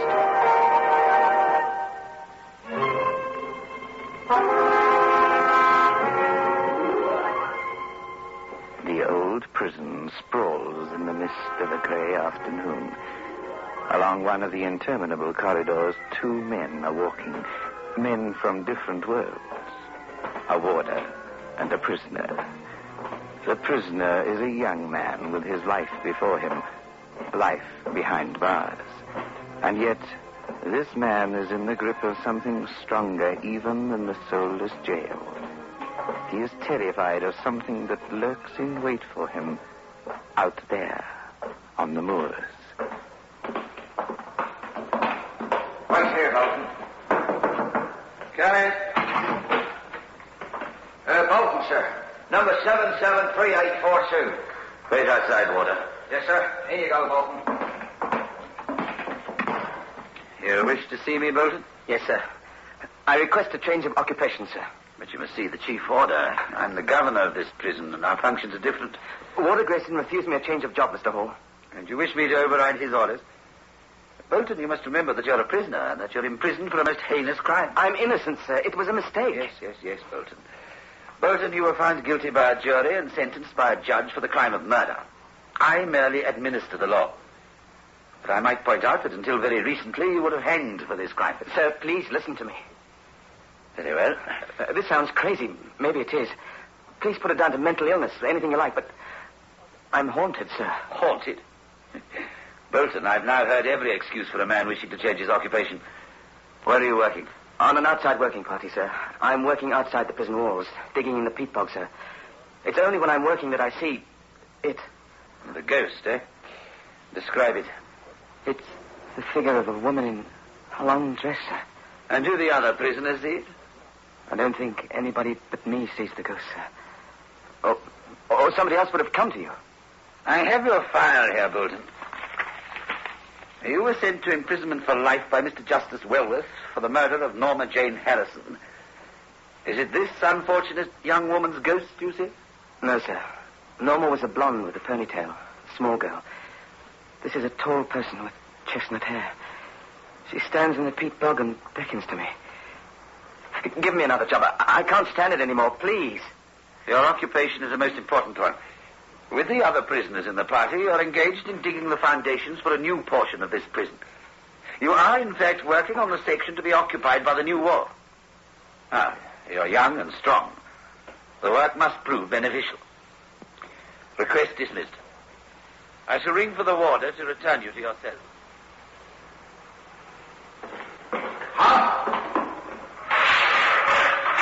Here you go, Bolton. Hello, kid. Where you been? I've been to see the governor, Len. I wonder why you went to see him now. Trying to get my job changed, Len, that's all. You know, kid, I like you. I wouldn't want nothing to happen to you. What could happen to me? Well, one of them needles we use for sewing mailbags might slip. Or some naughty convict might have kept a razor blade hid away somewhere. He might go mad, see? Then why threaten me? I mean you no harm. No. Listen, son, this is a jail. It's the man who strikes first that wins here, not the scholar like you. Please, Len, I swear I'd never hurt you. You're my cellmate. Look, son, I was one of the big-time gangsters outside. That's no lie. I know, Len, it was in all the papers. Look at my record. Robbery with violence, attempted murder, grievous bodily harm, and the rest. I got pals on every landing. Len, I'm not working against you. Then why go to the governor? You grassing on me. Breathing Len's little secrets in all's ears, eh? No, I swear it. I'm not Len. I wondered why they put you in here with me. A dirty stool pigeon, that's what you are. No, Len. Then tell me why you went to see Orr. Spit it out and be honest for once. I'll tell you the truth. But then you promised not to tell the others. Tell me the truth, and I'll know if you lie to me. I'm haunted. Honestly, I'm not lying. Well, why didn't you tell me? Mate, there's thousands of blokes get haunted in jail. You're going a little bit jail crazy, that's all. Look, when a man like me says he can stand 10 years penal servitude, that means he's tough. He can come out, spit the world in the face and go on. I see this ghost when I'm working. Honestly. A woman with chestnut hair. You'll serve 10 years at most. This is my 8th conviction. I've got to do 15 years. It's that or escape. I'll be beside you on the job tomorrow. Don't you worry about a thing, kid. Just take it easy. And live to be an old man. Come on, you men, dig. Come on, you men. I'd like to have you to myself for a minute, you lousy screw. Who cares? Look, son, this is a healthy lark, digging Pete. I can get in the library if I like. Live like a lord. Know why I work here? I've always wondered. First, it keeps me fit. Second, half me day I'm in the open air. Now, what's wrong? Look, I'm all right. Stop talking, Bolton. Back to it. Chestnut hair. I'm going mad, Len. No, not me, please. Take it easy. There's nothing there. Hey, it's as real as your meat. It's her, I tell you. Pointing. What did you see that man? No, look away. I see her. Honestly, I see her. Leave me alone. Leave me alone.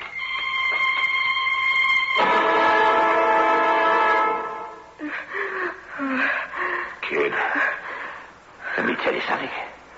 You're lucky to be back in the cell. They might have clapped a straitjacket on you. I was scared of that. Len, thanks for everything. Why did she pick me? Why me? You didn't see her. Yeah. Is it this dame you killed? I didn't kill anybody. If I was to take a poll, every man in this jail would be innocent. Wouldn't be a guilty man inside. You won't believe it, but I'm innocent. Tell me about this murder, son. I hardly knew her. I'd met her a few times. She was very pretty, very small. Nice figure. What was her name? Norma Harrison. Well, she must have got too deep in with one of the gangs. She was that sort. Not much more than a teenager. Pretty. An eye for quick money. The coppers must have had a case against you, son. Some of her stuff was in my room. A handbag, umbrella, the knife that killed her. My fingerprints on all of it. You got no hope. You're in for life. So am I. Well, I've decided to do something about it. What can you do? What can any of us do? Escape. No, anything but escape, Len. You lose all good conduct marks and have a sentence too on top of it for escaping. Listen, kid. Sorry, Len, I'd like to be free, but I'm not trying anything. I've told you too much, kid. I can't trust you now. Before I leave, I've got to take care of you. All my friends will. Please, Len, please. It's too bad, Bolton. You come my way or I'll make dead sure you meet with an accident. Now, what do you say? What can I say? That's a good boy. I thought you'd see reason.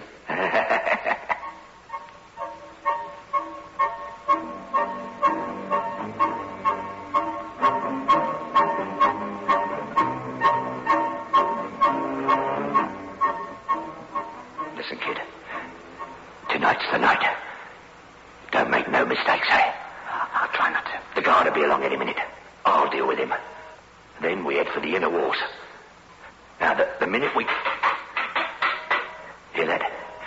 That's Waterloo. Now, quiet. I got me bed stripped.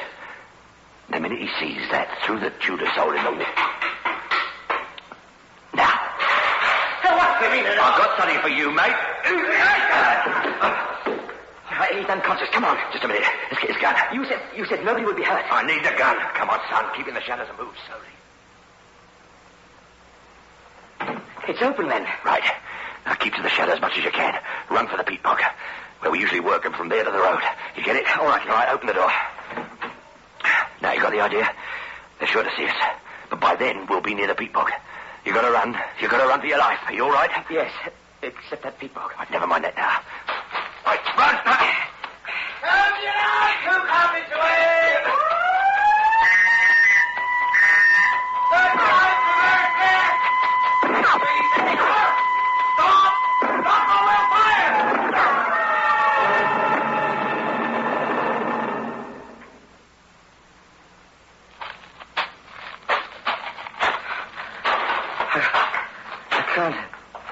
All right. Gosh, she...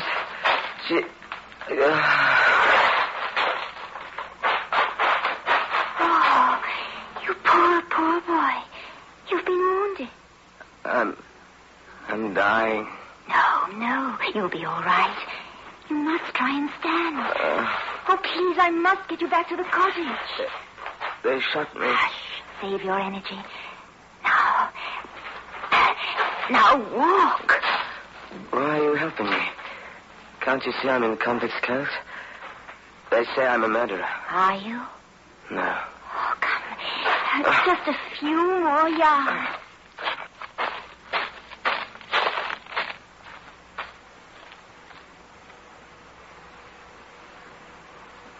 There was a lot of blood, but you're going to be all right. 2 hours ago, I thought my end had come, but no. Did I tell you?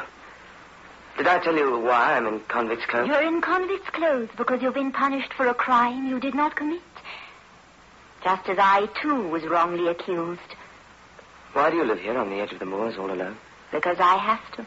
But I don't understand. Understanding will come to you in time. Then you will know that the things they have said about me are also untrue. But you don't know me. How can you believe in my innocence? I haven't told you about the... You are innocent. And in that lies my future, my hope. You're the woman I've... By the peat bogs, where we were digging. What are you? Who are you? And you, a creature of flesh and blood, have gazed upon me without fear. I have lived alone because of my sorrows. And now you have released me. I, Anna. Thank you. Goodbye. I must go.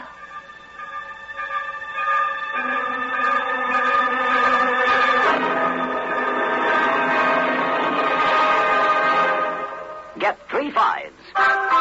Get the taste. 3 fives by State Express. Get the taste of international success. The taste that's uniquely 3 fives. Only when no expense is spared in its making can a cigarette taste so right, so smooth, so satisfying. 3 fives. Get the taste.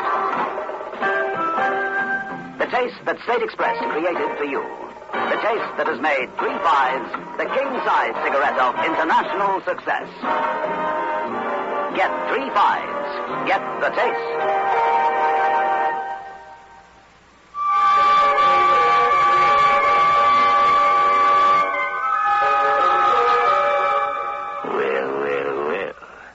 Young Bolton certainly has got himself bogged down, so to speak. Something very creaking doorish seems to be happening. Certainly it has had a disturbing effect on our would-be escaped convict. Anna, come back. He's coming round, sir. Still delirious. Bolton, can you hear me? Anna, come back. Anna. I don't think we can do anything with him yet. How long did you say he was lying in the peat bog before he was picked up? No, not long, sir. Found him in a matter of minutes. I gave strict instructions that Waters... Excuse me, sir. It wasn't the water who shot him. It was the prisoner he escaped with, Leonard Grover. Poor Bolton. I'd give anything for this not to have happened.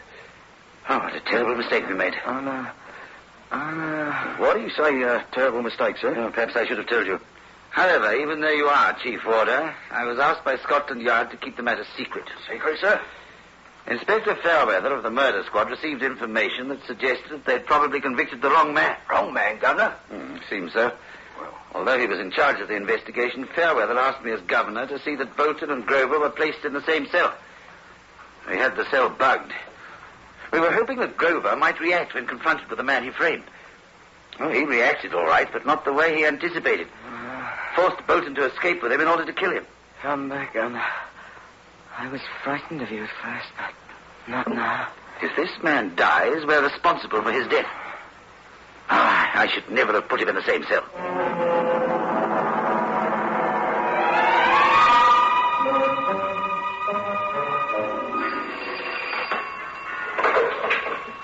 Governor Hall speaking. Jackford Police Station. Sergeant Forrest speaking. All right, Sergeant. Governor Hall, sir. We've got your man. You have? Good. Where? How? He was found asleep in an airloft. I'm afraid he wounded Farmer Mugridge. Luckily, Mr. Mugridge had a couple of his farmhands with him. Oh, well done. Keep him under lock and key. I've just received information from Scotland Yard that the case against him is complete. Bolton is to receive a free pardon, and Grover is to be charged with the murder of Norma Harrison. I'll send one of my men over right away. Very good, sir. Yes? Dr. Simmons sends his compliments, sir. You can see the patient now if you'd like to. Yes, I would. Very much indeed. Have you seen him? What's he like? Well, sir, once I gave him the glad news that he was going to be set free, he was a changed man. Oh, poor chap. Suffering as he did. Crime he didn't commit. No wonder he was delirious. Oh, well. I'll go and see him right away. Well, that's the story, Bolton. We'll try and make you as comfortable as possible until the doctor signs your release certificate. Of course, you can walk around and do anything you wish. Grover? Grover killed Norma? Unbelievable. But why? Because of you. When he found out that you and she were having an affair, he decided to kill her and then left a series of so-called clues to incriminate you. The fact that you'd threatened her publicly didn't help. I must get back to the cottage. The cottage, Mr. Bolton? Yes, where the warders found me. There's some mistake. You were recaptured within half a mile of the prison. You were shot down in the peat bog where you'd been working. But the cottage... Anna, she helped me. Cottage? But there isn't a cottage for at least 10 miles. I'm afraid you were rather delirious. But I ran from the peat bog. I saw a light in the cottage window. And she, Anna, she came and helped me. Oh, remember how I came to you, Governor, and asked for a change of job? I was so afraid of the apparition. I thought it was an apparition. And all the time, it was Anna. Anna, whom I've known for but a few minutes. And yet I feel she's been part of my life. It's your imagination, old chap. You were overwrought. Oh, who wouldn't be? Sentenced to life for a murder you didn't commit? I tell you, I spoke to her. She took me into her cottage. Don't you understand? Of course, I understand. That swine shot you in the back. You were delirious. Now, you get some rest, old chap. Otherwise, I'll have Dr. Simmons on my tail.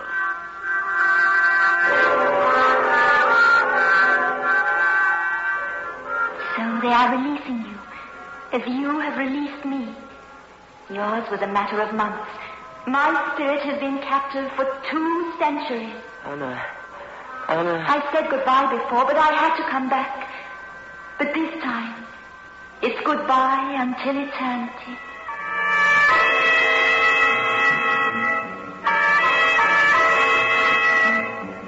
Anna! What's the matter? Look at you. You look as though you've seen a ghost. Hey, you mustn't get out of bed. I'm not a prisoner now. The governor said I could do what I liked. I'm going over to the peat bog. That's where I first saw her. Perhaps... Never mind. Get my clothes. Look, I'll have to... Oh, here comes the governor. Sir, this patient says he wants to get dressed, wants to go out to the prison hospital. He can do whatever he wishes to do, orderly. Mr. Bolton is a free man. Where do you want to go to? I'm going out on the moor. Is that wise? You're still very weak, you know. You yourself said that... Yes, all right, Mr. Bolton.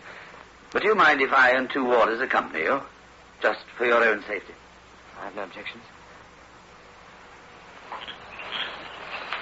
What's the matter with you, warder? Oh, I don't know, sir.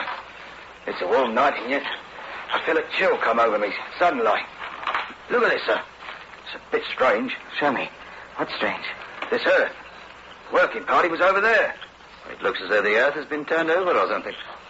Yeah, the earth is quite fresh. For the second time, Governor. You're going to think I'm mad. I don't know why or how, but I need this spot to be dug. Deep, deep down. Oh, come now. You said you would do anything to compensate me for what has happened.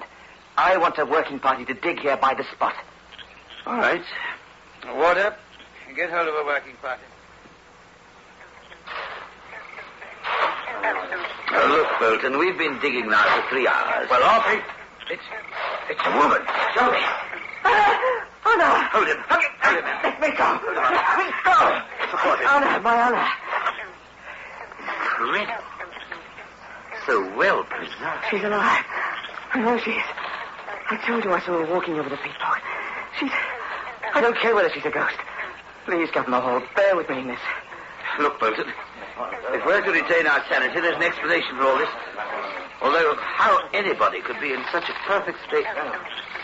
Remove the rest of the details. Now, please try and control yourself, Bolton. Control yourself. I'll have the body removed to the prison mortuary. The mortuary? She's not dead. To the hospital.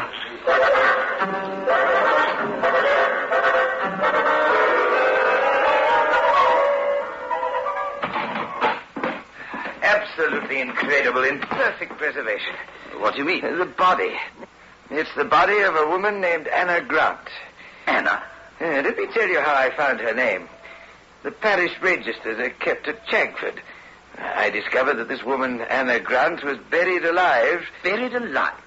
200 years ago. She was branded as a witch and buried in unhallowed ground. It's all there, recorded in the register. She was buried in the year 1748. Strange you should be found above the body of this Anna Grant. What? Why? What's the matter? I don't know. You with your practical mind. Why was the body so well preserved? Tell me that. Oh, the answer to that is simple. Dr. Simmons supplied that. It's the chemicals in the peat. Have you no imagination? Please, take me to the body. All right. Sure that would be a good thing to do? There. Where are you two off to?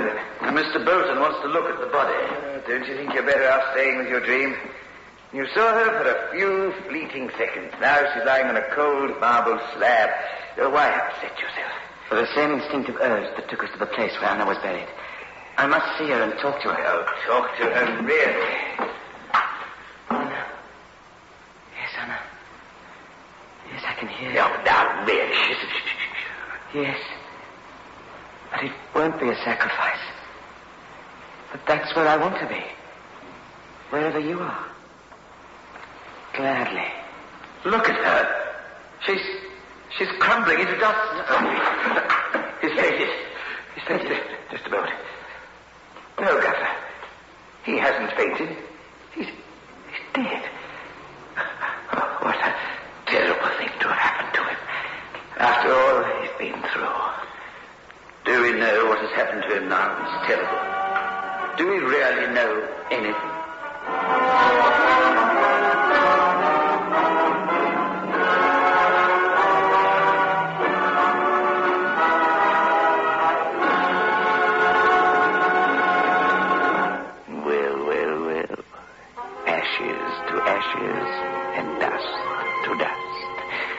And show me the ghost that a convict can trust. Or, to paraphrase the words of another old song, can a body meet a body coming through the moon?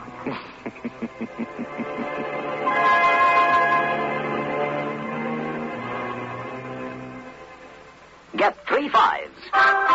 Get the taste. 3 fives by State Express. Get the taste of international success. The taste that's uniquely 3 fives. Only when no expense is spared in its making can a cigarette taste so right, so smooth, so satisfying. 3 fives. Get the taste. The taste that State Express created for you. The taste that has made 3 fives the king-size cigarette of international success. Get 3 fives. Get the taste.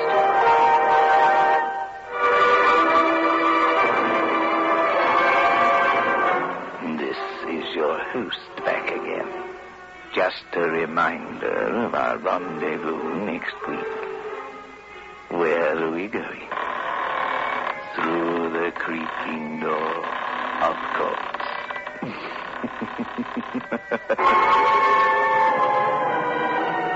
The manufacturers of State Express 3/5 Filter King cigarettes invite you to listen next Saturday at 9 o'clock, when they will again present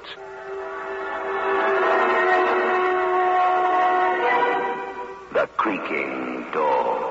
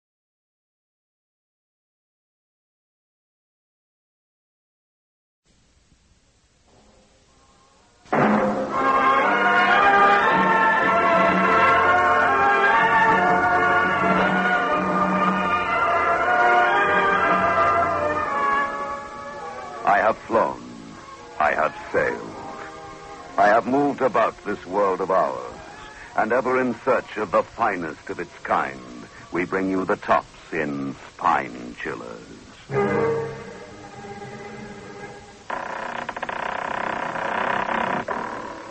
The Creaking Door.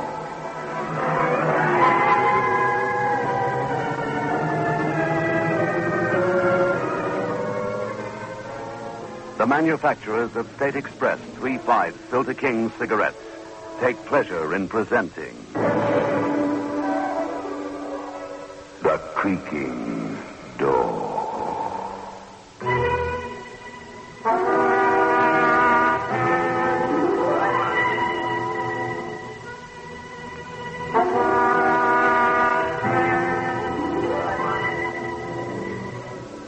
Good evening, friends of the Creaking Door.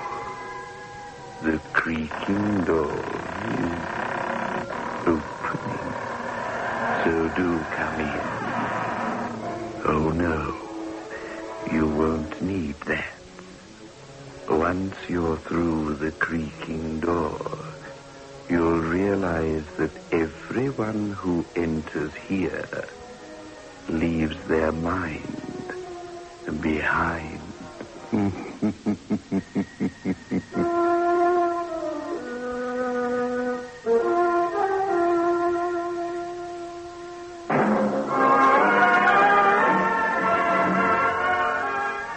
Move in world class.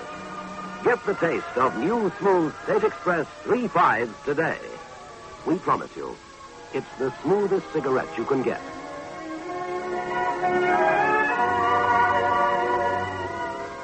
It's a blend that has been perfected after years of constant research by our master blenders, and the recent development of an entirely new process which gives you an even smoother 3/5 smoke. We promise you, it's the smoothest cigarette you can get. Move in world class. Get the taste of new, smooth State Express 3/5 today.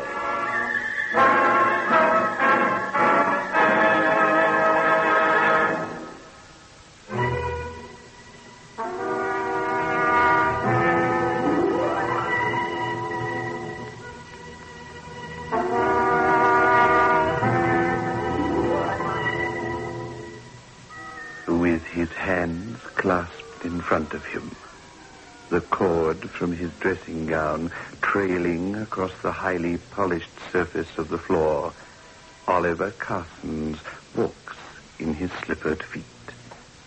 Up and down, with soft, measured tread, his lips moving silently as though in supplication.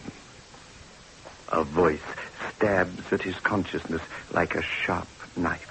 Not in bed yet, Mr. Carson. It's you. Yes, I'm going. Well, sleep well. Pleasant dreams. Yes, thank you. Good night, then. Sleep well. Stay awake. That's the only answer. Think of those who love me, not to protect me. Think of Auntie May, for instance. You're here? I told you last night I'd be here. Last night was a dream, a nightmare. You came into my mind. And now? Please, leave me alone.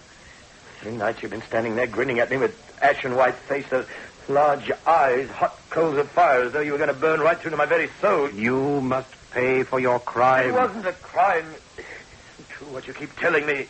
No. Let me remind you. Oliver, it's getting later. I must go back. Sally, Oliver, please, Oliver, behave yourself. You know how I feel about you, Sally. Stop it. Oliver! Oh! Come back. Come back, Sally. I'm not going to hurt you. I love you. Hurting me. Oh, let me go. Please let me go. I worship you. Oh. You know that. Sally. Please, Oliver. We were such good friends. Don't spoil everything. You and I are the only 2 beings left in this world, made for each other. No. Yes. No.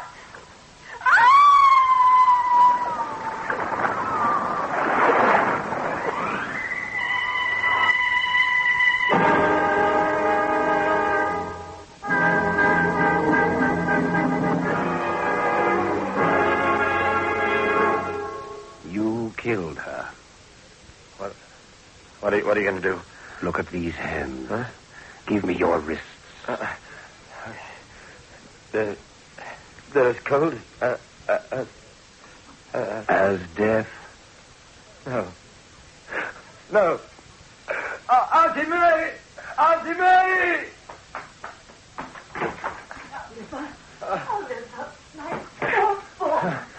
What is it? He's... Oh, you're not having one of your nightmares again, are you, Oliver? He was going to kill me. Oh, my poor boy. You're imagining these things. He was here, I tell you. You must believe me. Dear Oliver, my dear boy, what am I going to do with you? There's no one here. My room's next door. I rushed as soon as I heard you shout. No one left by your bedroom door. The window's bolted and barred. You must have been dreaming. But Auntie May, you saw for yourself. I haven't been to sleep. This man you say that visits you in the middle of the night, what does he look like? He's tall, with a long, thin face. His skin's drawn tight. His face is almost like a skull. His eyes are like two pieces of black coal set against a yellow flame. When he points his finger at you, it's as though a piece of white steel. Oh, really, Oliver? White steel indeed. Now you try and get some sleep. Please don't leave me. Please, Auntie May. I promise not to leave you until you're fast asleep. But supposing he... Now do what your Auntie May says. Yes, you're the only one that can help me. Now, that's right. Now just relax. Relax. You're so good to me. I don't know what I'd do without you. You don't think it's true what he said? I didn't kill Sally. Hush. You sleep. Of course you didn't. Very idea. She's gone away.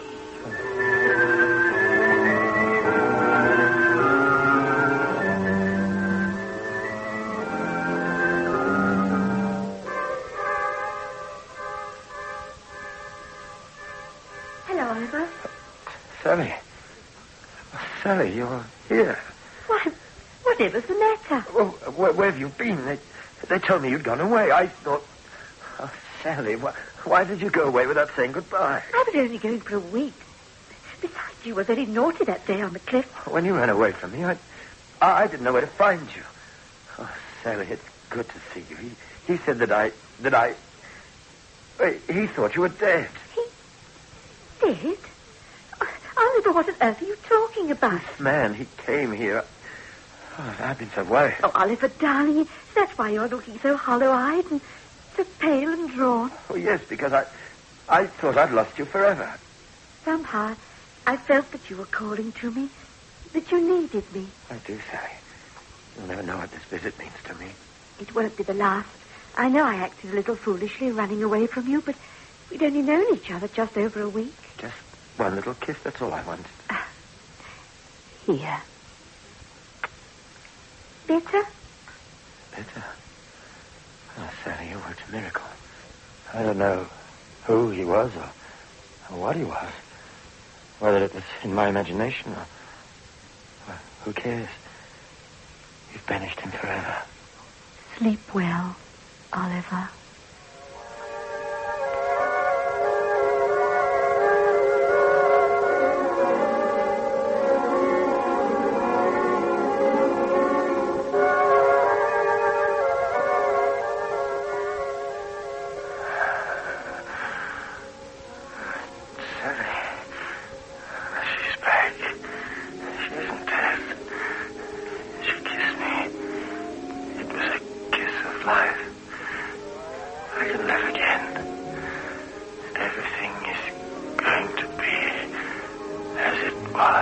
Everything?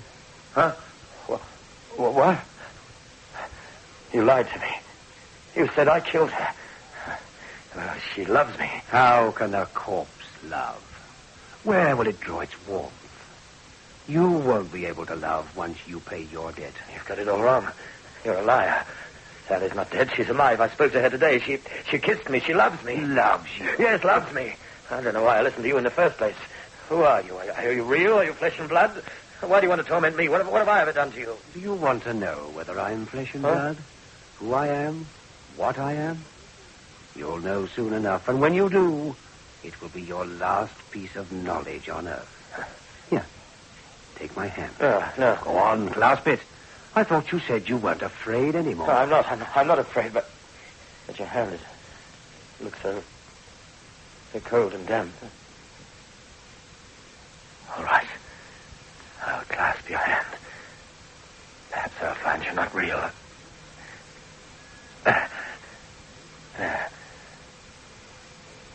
As cold as death. Yes. Death. Are you dead? Have you come to claim me now? Just when I've learned that Sally loves me? I'm not death. I'm Death's agent. And this is my last visit. But why must I die? Because of what you did to Sally. But she's alive. She's alive, I tell you. Look, I'll call someone.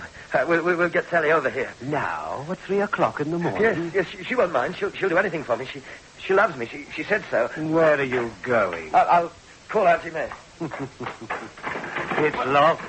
You always lock your door at night, remember? You came into my room through a locked door. Through a locked door, through the thick walls, through the shuttered windows. Does it matter? You'll see. I'll prove to you that Sally's still alive. Come away from that door. No, I'm going to prove to you. Let me alone. This is my last visit. You must be prepared to...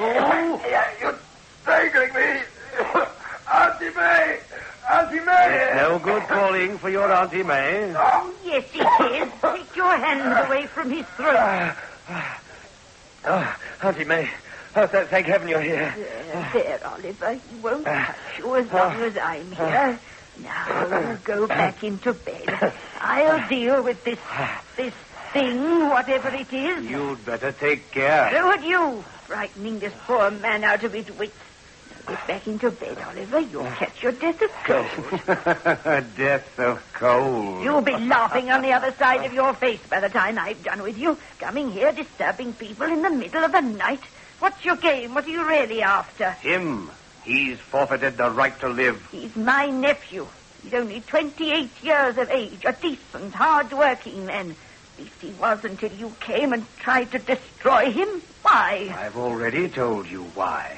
The girl, Sally. But she's alive. I keep telling you. You know she's alive, don't you, Auntie May? Of course. I spoke to Sally after she visited you this morning. You're lying. You're lying to save your nephew. She's dead, I tell you. Dead because of his brutal lust. How dare you? Oliver, you stay here. I'm going to get the police. The police? What are the forces of the police against us? Could they go through that locked door, that bolted and barred window? We'll soon see about that. No, don't, Auntie. Don't leave me. If you go, he'll... Oh, well, perhaps you're right. Look out at the window. See that golden glow on the horizon. Soon it will be dawn. And if this thing is really from another world, he will have to go before the sun appears. What's the good of that? He'll come back again. Had you not come in when you did, I'd have been... You would have paid the penalty for your sins. Then we'll all sit here until the dawn.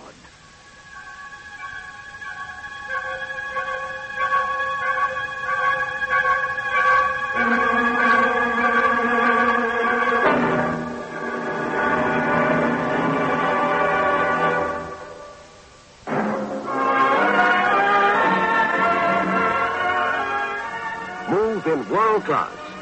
Get the taste of new smooth State Express 3 5s today. We promise you, it's the smoothest cigarette you can get.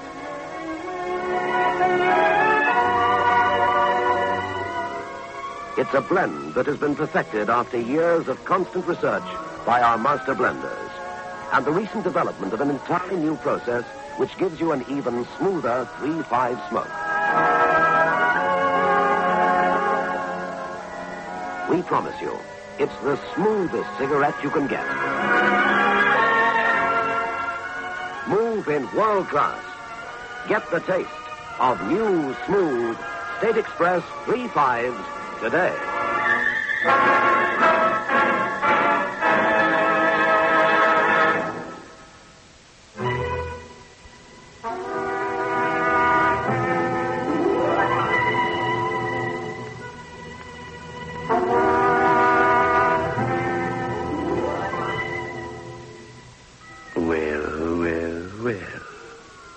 Poor, frightened Oliver, lying there on his bed, with his Aunt May sitting at his side. And the ghost, is he still there? Or has he gone to find his aunt? Wake up, Oliver. Wake up. He's gone. Oliver. Oliver, wake up. Look, the sun is high in the sky. Let's open the window. No. Please don't do that, Auntie May. He's... Yes, he's gone. Oh, thank goodness you're all right. I'm ashamed to say I dozed off, and when I opened my eyes, he wasn't here anymore. Heavens, I have a lot to do. Why don't you get up and take a walk in the sun? Yes, I think I will. Now that I know that Sally's all right. That's a good boy. But what about... Don't you worry about him. Now, as soon as you've had your morning tea, go out and get some fresh air. Yes, I will, Auntie May. Good, and I'll see you later. Auntie May, the door's locked. I'll unlock it. Auntie May! Auntie May, where are you? How did you get out? How did you get out of this door? Mr. Carson, what's going on? Oh, good gracious me, now look at you. Oh, here, let me help you get into bed. How did you get in here? The door was locked. I thought it was locked. Oh, dear, into bed you go. That's it. Oh, now look at the state this pillow's in. There. Now, don't you move. But I was going out in the sun. Later. Oh, you look so pale. I'm going to get Dr. Ratcliffe to look at you. Now, please, Mr. Carson, just stay where you are. All right.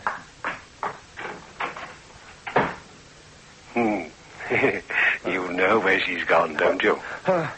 She's gone to get Dr. Ratcliffe. That's what she says. But you and I know who's coming to see you. And you and I know why. Oh, wait.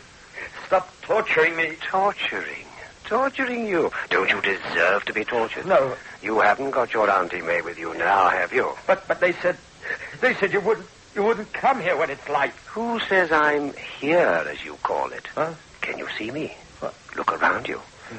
I'm not anywhere. I'm not anywhere, am I? And yet I am. You know where I am. In your mind. In your mind. Auntie May! Help me! Hypodermic. Yes, doctor. Is he very bad? That's to be expected. Oh, when we start to reduce the drug, you know. Here we are, doctor. Oh, thank you. Roll up his sleeve, will you? Yes, that should keep him under for a few hours. I think we've reached the crisis we've been waiting for. Poor chappie. He looks so lost and helpless. True. But I think that if our treatment is successful, he's going to have an interesting story to tell.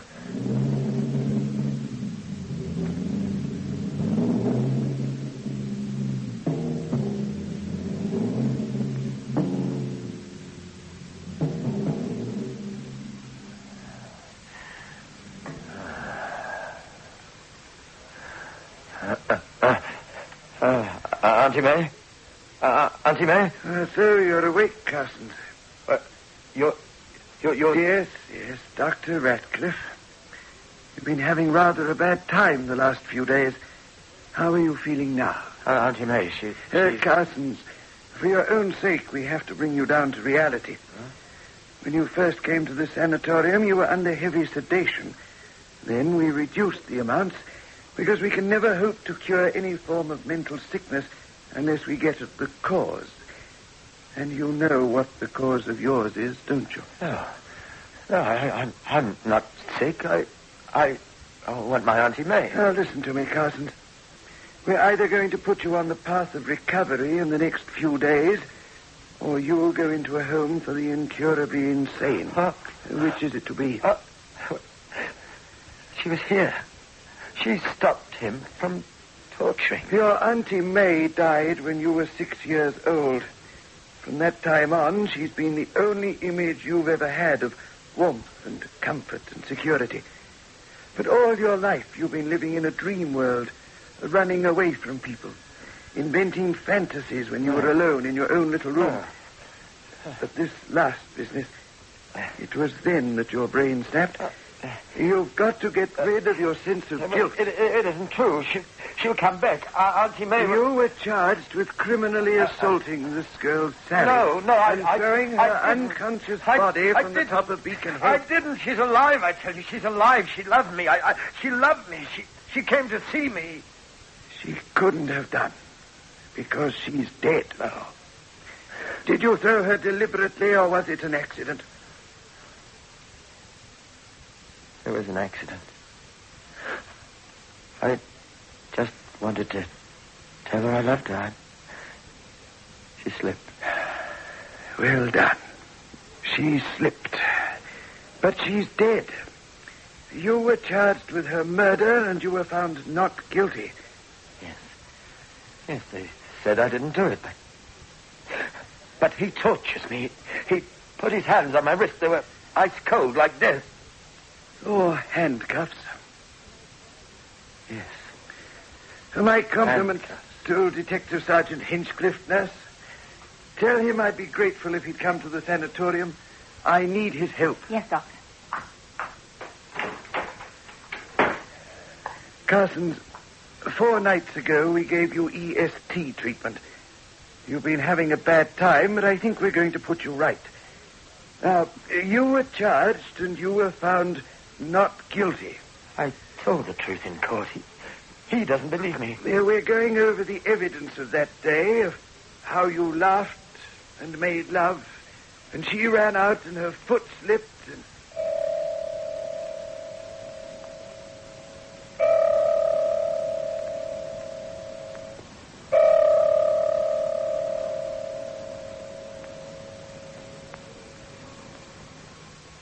And so it was an accident.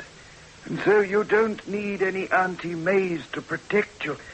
No one is punishing you except yourself. Keep him away! Keep him away! Come on in, Sergeant. Sergeant? Sergeant Hinchcliffe, you spent many hours interrogating Mr. Carson. Yes, I did, sir. You accused him of killing that girl. Yes, but it's all over now. The court found him innocent. You think that I'm innocent? Of course I do, Mr. Carson. Now that the court has found you innocent, well, I accept that. Is he the apparition that's been visiting you? Yes. But I don't understand. Sergeant, do you solemnly promise to leave this young man alone from now on? Of course, but I don't quite understand how... Come with me, Sergeant. Just stay with Mr. Carson, please, will you, nurse?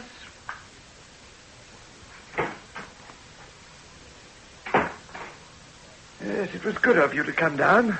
Poor chap. Is he any better? I think so. We managed to bring all his fears and fantasies into the open. When he collapsed in the courtroom after being found not guilty, he kept calling for his Auntie May. I did try to get the address out of him. That's one of the things that triggered him off. She died when he was a child. He's always been something of a neurotic. Fancy his brain snapping just like that. His guilt was too great to bear. Do you think he really killed her? That the verdict was wrong? It's not for me to pass judgment. I don't believe that he deliberately threw her from Beacon Head. On the other hand, I don't believe that she was a willing party to his advances. I believe that this miserable, loveless character frightened the girl with his overtures, that she ran away from him, slipped, and plunged to her death.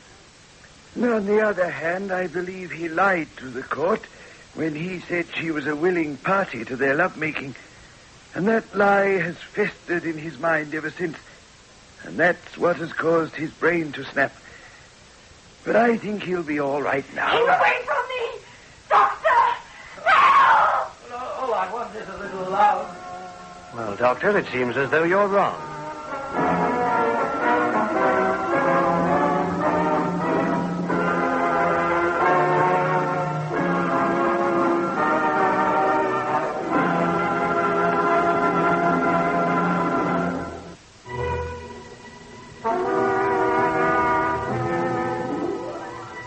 Judging by that girl's scream, they're going to find Oliver Carson's a much more difficult nut to crack than they thought.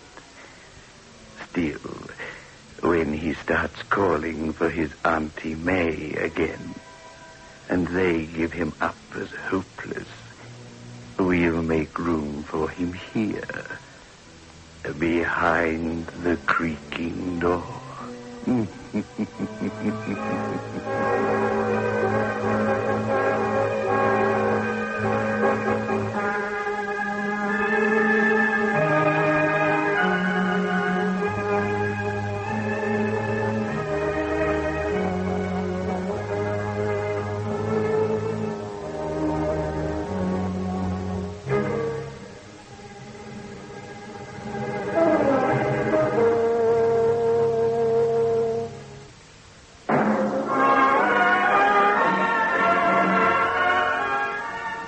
In world class. Get the taste of new smooth State Express 3/5 today. We promise you, it's the smoothest cigarette you can get.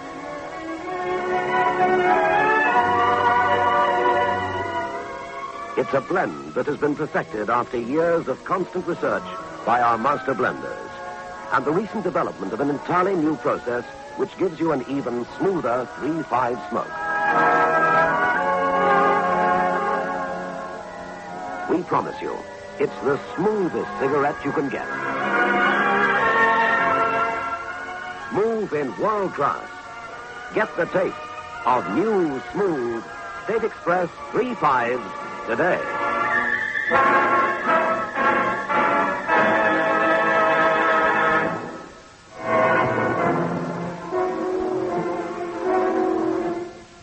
This is your host back again.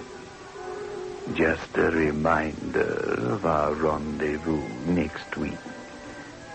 Where are we going? Through the creaking door? Of course.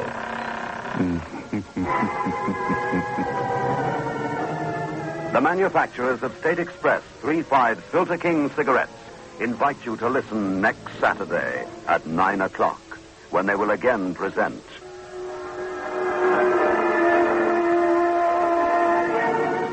The Creaking Door.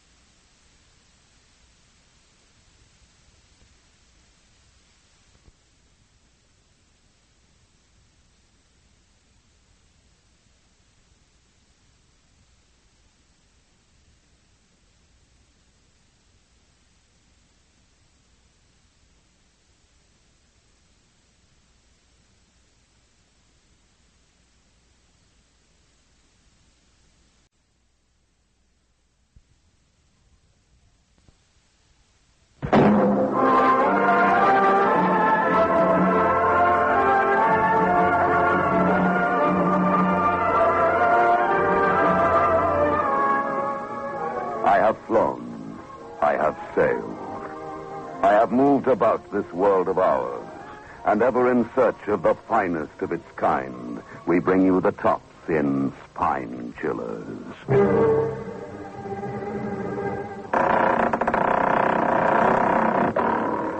The Creaking Door.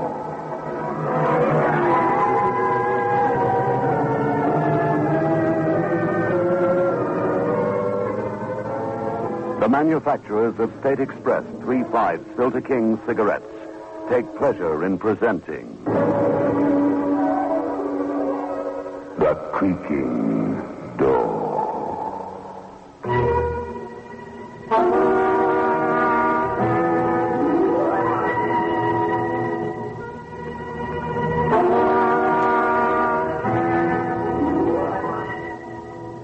Good evening, friends of the Creaking Door.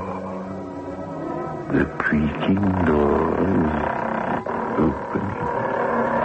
So do come in. We're going to take a little trip to the Isle of Haiti, to the land of voodoo and zombies and walking death. Don't look too closely at the faces of the zombies. It would be terrible if you saw yourself.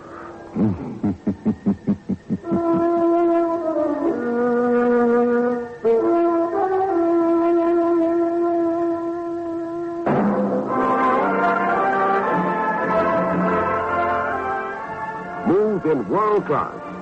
Get the taste of new smooth State Express 3.5s today. We promise you, it's the smoothest cigarette you can get.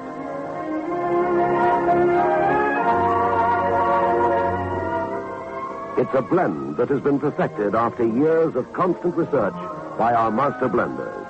And the recent development of an entirely new process which gives you an even smoother 3.5 smoke. We promise you, it's the smoothest cigarette you can get. Move in world class. Get the taste of new, smooth State Express 3.5s today.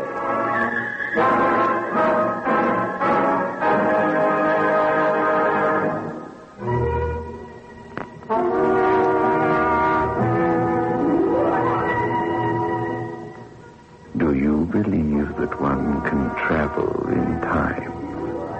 They do in Haiti.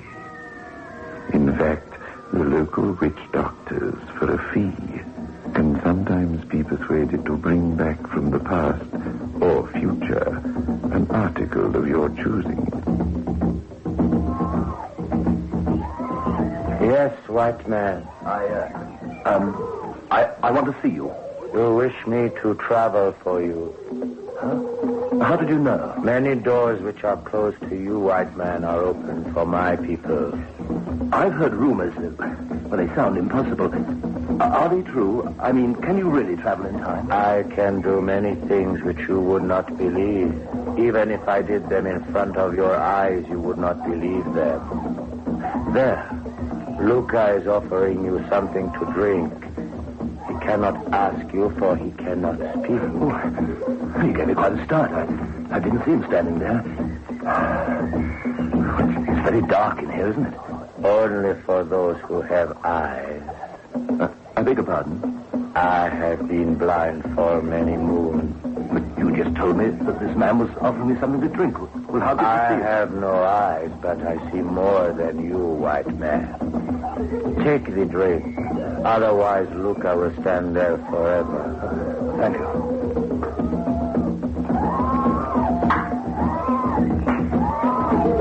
Is he also blind? I mean, his eyes seem to have an odd glazed look. Luca is dead. What is it you wish to speak to me about, white man? Dead? What do you mean, dead? He was standing here. He walked You away. people do not believe, so therefore for you they do not exist. For us, the living dead are always with us. Zombies? What is it that you wish me to bring? Can you travel in time? Tell me what it is you want to be done, and I will tell you if I can do it and how much it will cost you. I want you to go into the future. Let's say, 70, 80 years from now. Go on. Can you do that? What do you want me to bring? I want you to bring me my wife's skeleton.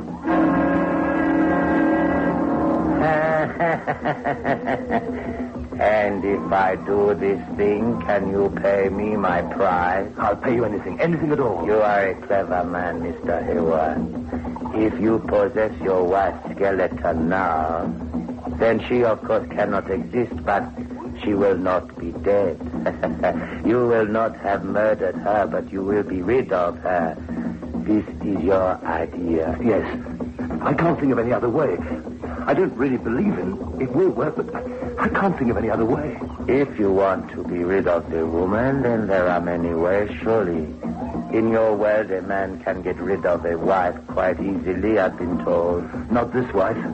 She won't give me a divorce, but I can't go on living with her. And you also covet her money, which she will not give to you if you leave her. But you haven't the courage to kill her, is that right? It isn't a question of not having the courage. I just couldn't do it. Very well, Mr. Hayward. For a fee which we will discuss later, I will do this thing for you. I will cause your wife to disappear from the face of the earth. I will bring back her skeleton from the future. Once it arrives here, in this time, she will cease to exist. Where will she go? I think it is better that you don't know that. When must I do this thing? Not yet. I don't want to do anything yet. I was talking to this person, and I heard that these sorts of things happened. I didn't believe him. I just wanted to inquire. Think about it and make up your mind. I will. I'll let you know. There will be no need to let me know. Once you have made up your mind, I will know it. And I will do the thing you ask.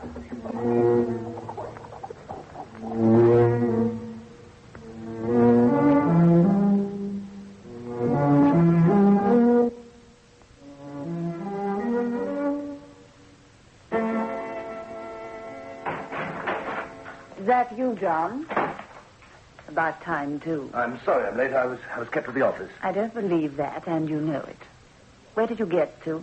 I told you. I had business to attend to. You're lying. For heaven's sake, Betty, don't you understand? I don't enjoy our life together. Why do you insist on us staying together? Oh, I know I'm not attractive, John. I'm tall. I'm big. I'm fat. I know that. But I wanted to get married, and I knew that I'd have to settle for quite a bit less than love. Well, you're the one that I decided on. I love you, John. Oh, I know you don't love me, but that doesn't matter. I love you. And you've had the use of my money. It's a fair bargain, isn't it? Well, I've had enough, you hear. I'm sick and tired of being married to you. Well, that's a pity, because there's nothing you can do about it. Unless you murder me. And I don't think you have the courage for that, have you? I'm warning you, Betty. You better give me the divorce I want, or else Or else what? Or else I'll get rid of you. I swear I'll get rid of you. All right. Maybe I haven't got the courage to do it myself, but I can always get someone to get rid of you. Don't forget that.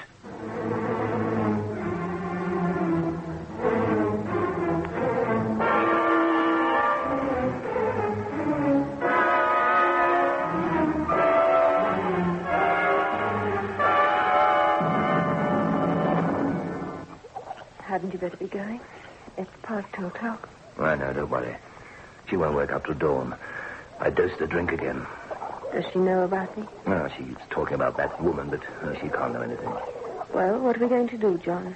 I'm not prepared to carry on like this, snatching an hour here, an hour there.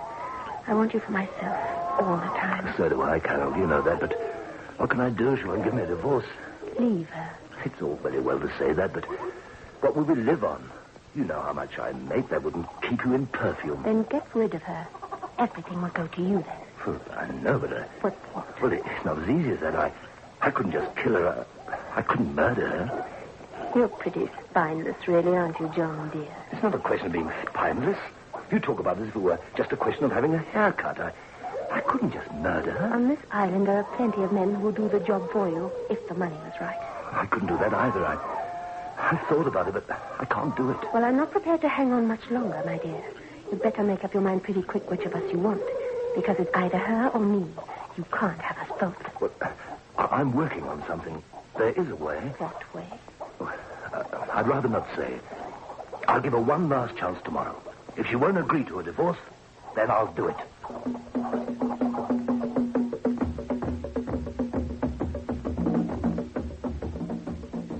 I'm sorry, John. That's final. I won't give you a divorce. You can do what you like. All right. You've asked for it. I've tried to be reasonable, but you just won't try to understand. I hate you. Do you hear? I hate you. I can't even find it in my heart to feel sorry for what's going to happen.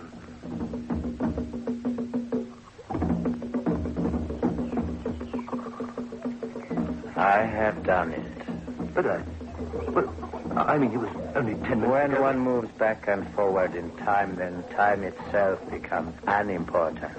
Where is it? Luca has the bones. They are in a small box. He will bring it to you. No, I don't want to see it. Do you wish the bones to be destroyed? No, I can't do that. Then she really would be dead. Then you must take them with you. Yes, all right. I'll take them with me. Put them down over there.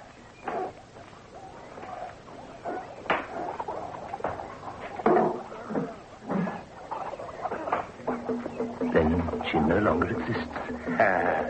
How can she exist? Her bones are at your feet. Her body could not exist without bones, could it? I suppose not. You must keep them with you always. You must not allow any part of them to be lost. Otherwise, your wife will be incomplete, you understand? But I can't keep these with me. Well, good heavens, the police will immediately suspect me of murdering her. She has disappeared, and all of a sudden I have a complete collection of human bones. You need not worry on that score. These bones are 100 years old. Your wife disappeared this morning. It's impossible. It must be impossible. It is impossible. But it has been done. Now we come to the question of payment. What is it worth to you, Mr. Hayward, to be rid of your wife? Anything. I'll pay you anything. I'll give you any money you want. I don't want money. What use would I make of money? Well, what do you want? At present, nothing. Nothing? At present. You mean there's no payment? You want no payment? Oh, I want payment. And I will get it ultimately, but not yet. Well, what do you want? You, Mr. Hayward. That is my payment. I want your soul.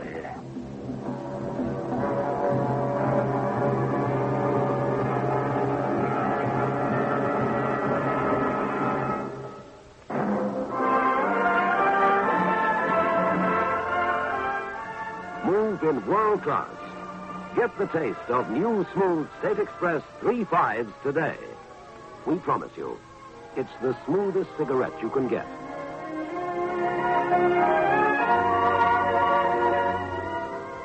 It's a blend that has been perfected after years of constant research by our master blenders. And the recent development of an entirely new process which gives you an even smoother 3-5 smoke. We promise you, it's the smoothest cigarette you can get. Move in world class. Get the taste of new, smooth State Express 3 5s today.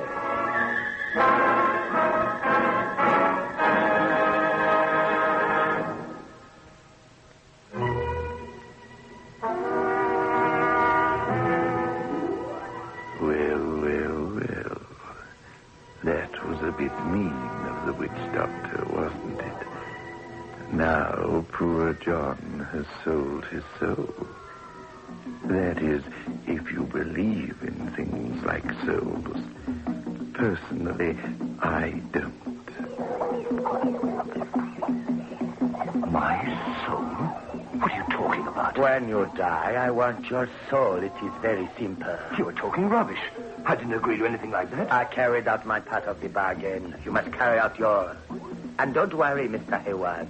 I'll collect. I know exactly when you're going to die. And I'll collect.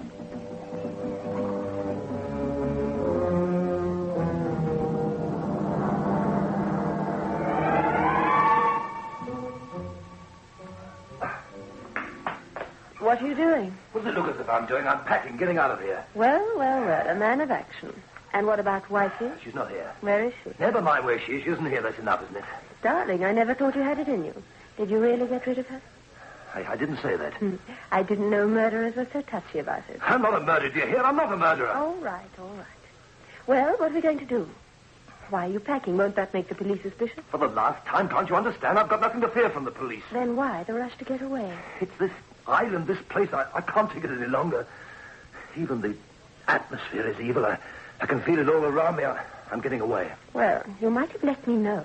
I was going to collect you on the way to the harbor. I'll go and pack. There isn't much time. I'll pick you up in about 2 hours. 2 hours? You must be mad. I can never be ready in 2 hours. Well, that's when I'm leaving. If you want to come with me, you better be ready then.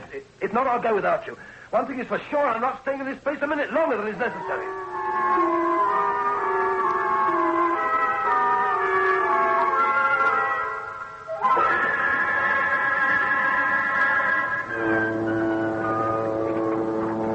This way, please. Can I see your ticket, sir? Here are. Cabin 13. Unlucky for some. If you'll follow me, sir. Are you alone, sir? My wife will be joining me before we sail. Not much time to go, sir. I know she knows the time. She'll be here. Here you are, sir. It's a nice cabin. Anything you need, sir. Can I bring you anything? No, that's all, thanks. I'll ring if I need anything. Very good, sir. I hope you have a pleasant voyage.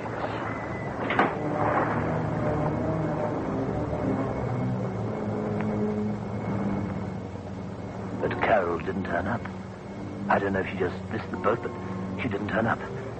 We sailed less than an hour later, and I breathed a sigh of relief. I'd done it. There was no doubt about that. But I refused to believe it. I forced myself to open the box which Luca had given to me. It contained a human skeleton, no doubt about that. But I couldn't bring myself to believe that it was Betty's. Why, only that morning I'd woken up in bed with her beside me. It was impossible. These bones were old, but then, of course, they would be old, coming from 100 years in the future. It was impossible, but I was frightened. I needed a drink. I went down to the bar.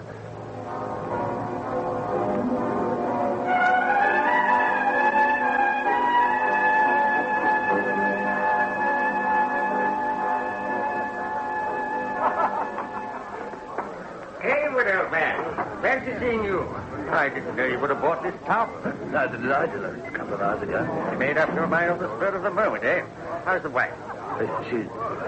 Well, that's one of the reasons why I'm leaving. Well, she's disappeared. Left me. Left you?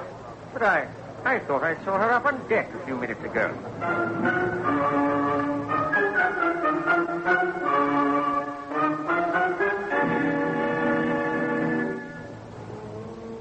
I tried to keep the shock and horror from my eyes as I looked at Bates in utter disbelief.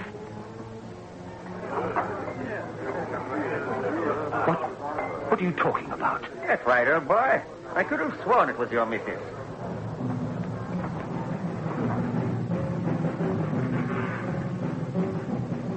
I had to get back to the cabin. If Betty was back, it meant only one thing. Someone had destroyed her bones. But she couldn't be back. The bones must be there. I looked at them just before I left, and I locked the cabin door. I raced down to the companionway. I fumbled for the key, and I opened the door. The box was gone. It's impossible. Who could have taken it? It's impossible. I was looking for you, Mr. Hayward. What you? What do you want? I took the liberty, sir, of unpacking for you. You did what? I'm your cabin steward, sir. It's my job. The box. What did you do with the box? I beg your pardon? Oh, don't be a fool, man. The box that was standing there. What did you do with it? It had a big padlock on it. Oh, that old wooden box. I thought you wouldn't be needing that on the voyage. I took it down to the hold. Well, get it back, you hear? Get it back at once. Oh, I don't know that I can, sir. It's packed away with all the other stuff that isn't wanted on the voyage. It would be very difficult to get at. Anyway, your wife told me that you wouldn't be needed on the voyage. My wife? What are you talking about? My wife isn't on board this ship. Oh, yes, she said. You told me yourself that she would be joining you before we sailed. Well, she did. She came down to the cabin while you were in the bar. Where is she now? I really couldn't say that. She didn't speak very much. In fact, come to think of it, she behaved rather strangely. How strangely?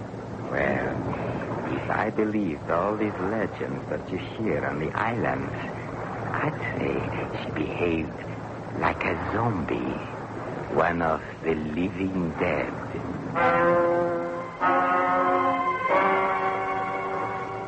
The living dead?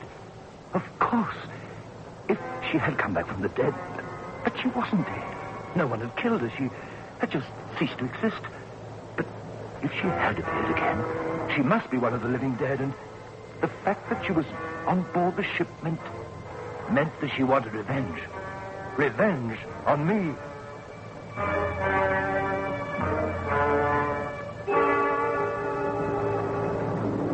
I needed time to think.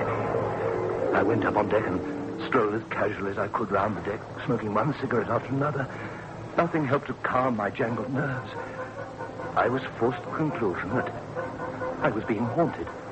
Haunted by my wife, who was neither alive nor dead.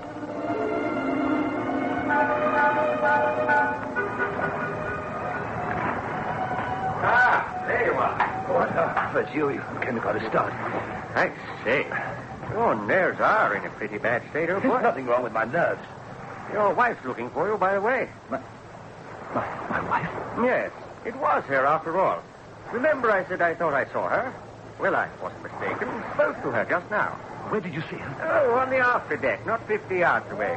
She was standing gazing off into space. I say, there's nothing wrong with your wife's eyes, is there? Why do you ask?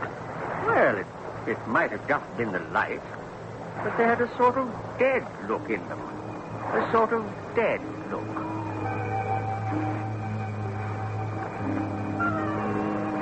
Bates walked off and left me, and I looked towards the stern of the ship. I thought I saw a shadowy figure standing there, but the light was pretty bad. Then the figure started to move towards me. There was a slight sea mist, and at times the figure seemed almost to disappear. Then it would reappear again, and all the time it was coming closer. At last, there was no doubt at all. I didn't know in what form, alive or dead, but it was my wife. There was no doubt at all that it was Betty.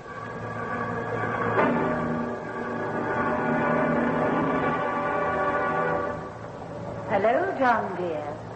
Don't look so surprised. You thought you'd got rid of me, didn't you? Well, you haven't, you see. You'll never be rid of me. I'm going to haunt you forever.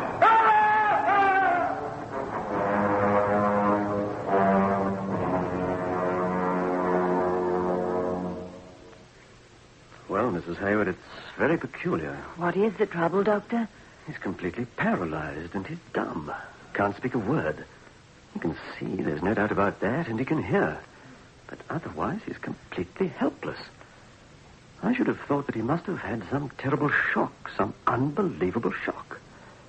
Anyway, whatever the reason, and I can assure you that it's all in the mind, there's nothing organically wrong with him at all. Nothing physical, you understand.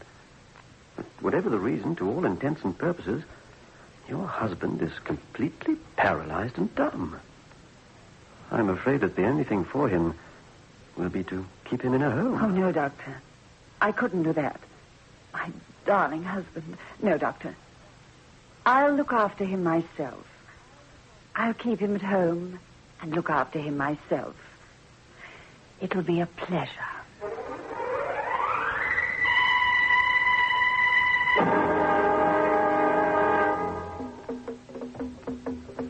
So you see, John, dear, you weren't so clever after all. Now here, drink this. Oh, you think I might be poisoning you, do you? Well, don't worry. I'm not. Not yet, anyway. Maybe later. But not until you've suffered a bit more, my dear John. I want to tell you the whole story. I want you to know how stupid you've been. Believing a silly yarn like that. Travel in time and bring something back indeed. Don't you remember who first put the idea in your head about the witch doctor? It was me. I did. I knew you'd go and find out. It was easy to bribe that so-called witch doctor. Just as it was easy to bribe the steward of the boat. I wanted to get my revenge on you for deceiving me with that woman, Carol. I wanted revenge. But I never dreamed it would be so complete. Now I can sit and watch you suffer. And you can't do a thing. And of course you never know when I will slip you that poison, do you? Although I promise you, it won't be for a long time yet.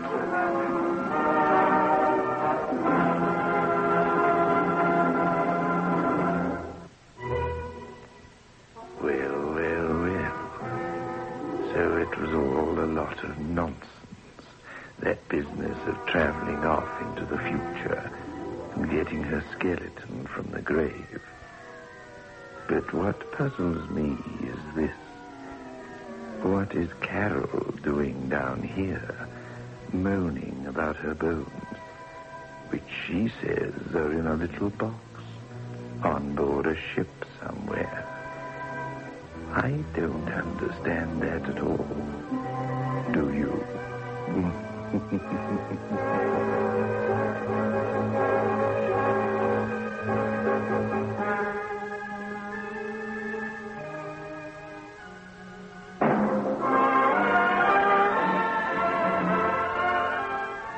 Move in world class. Get the taste of new smooth State Express 3.5s today. We promise you, it's the smoothest cigarette you can get.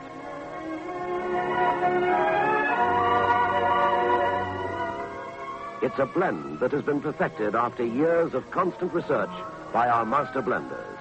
And the recent development of an entirely new process which gives you an even smoother 3.5 smoke. We promise you, it's the smoothest cigarette you can get. Move in world class. Get the taste of new, smooth State Express 3.5s today.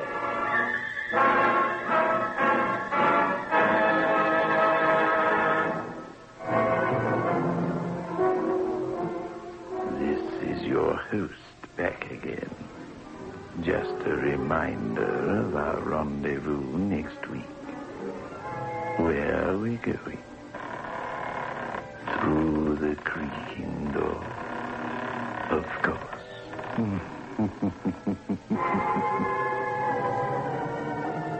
The manufacturers of State Express 3.5 Filter King cigarettes invite you to listen next Saturday at 9 o'clock when they will again present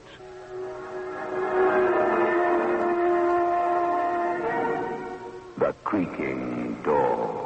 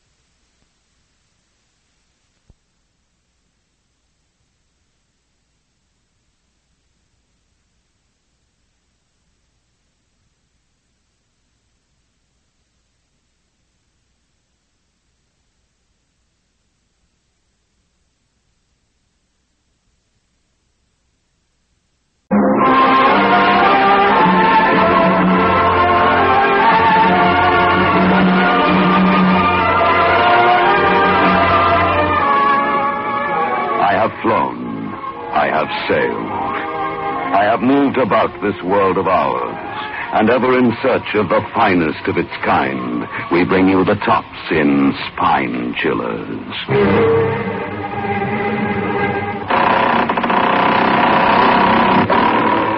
The Creaking Door.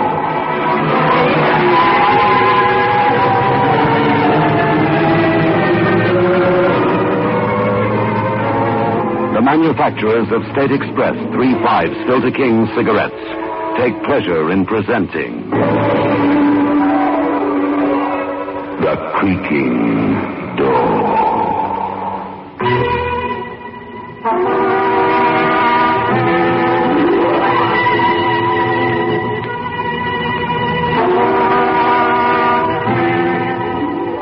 Good evening, friends of the Creaking Door. The Creaking Door is open. So do come in. Why are you hesitating? Oh, I see.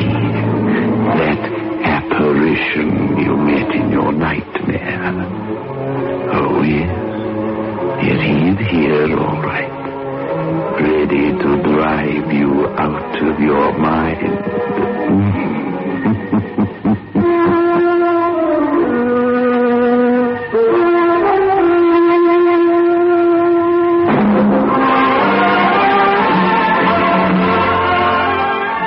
Move in world class.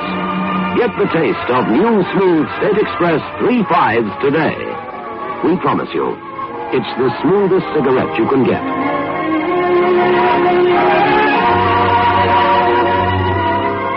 It's a blend that has been perfected after years of constant research by our master blenders.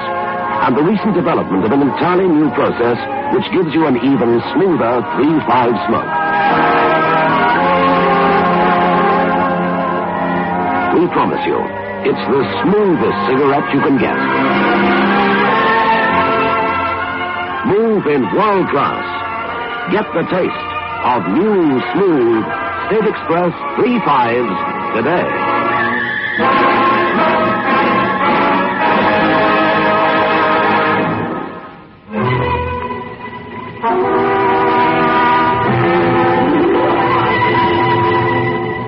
A young, determined-looking man steps out of his car onto the muddy dirt road and faces the bleak stone house at the end of the driveway. Hesitating a moment, he turns up his collar against the wind, then walks the long path to the forbidding door.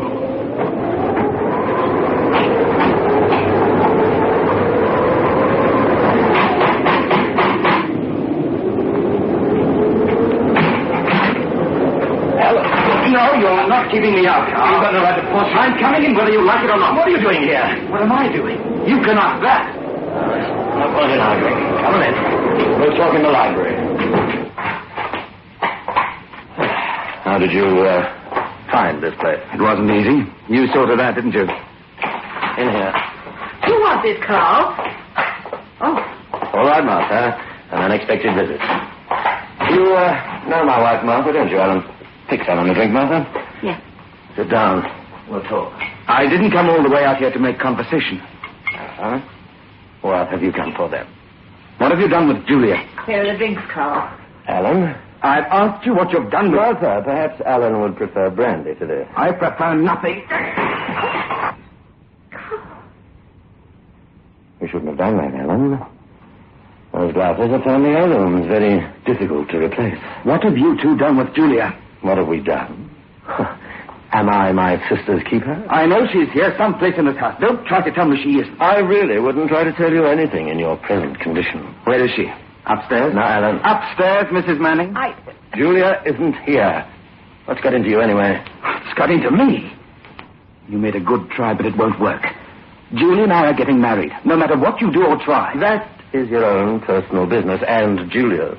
All I can do is to assure you that my sister isn't here. And you've no idea where she is? No.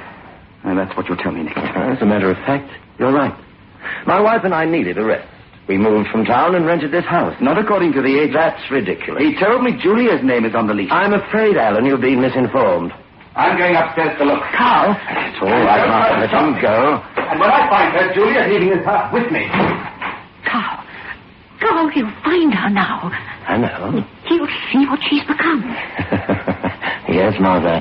Alan's in for the shock of his life. But there's nothing we can do about it now.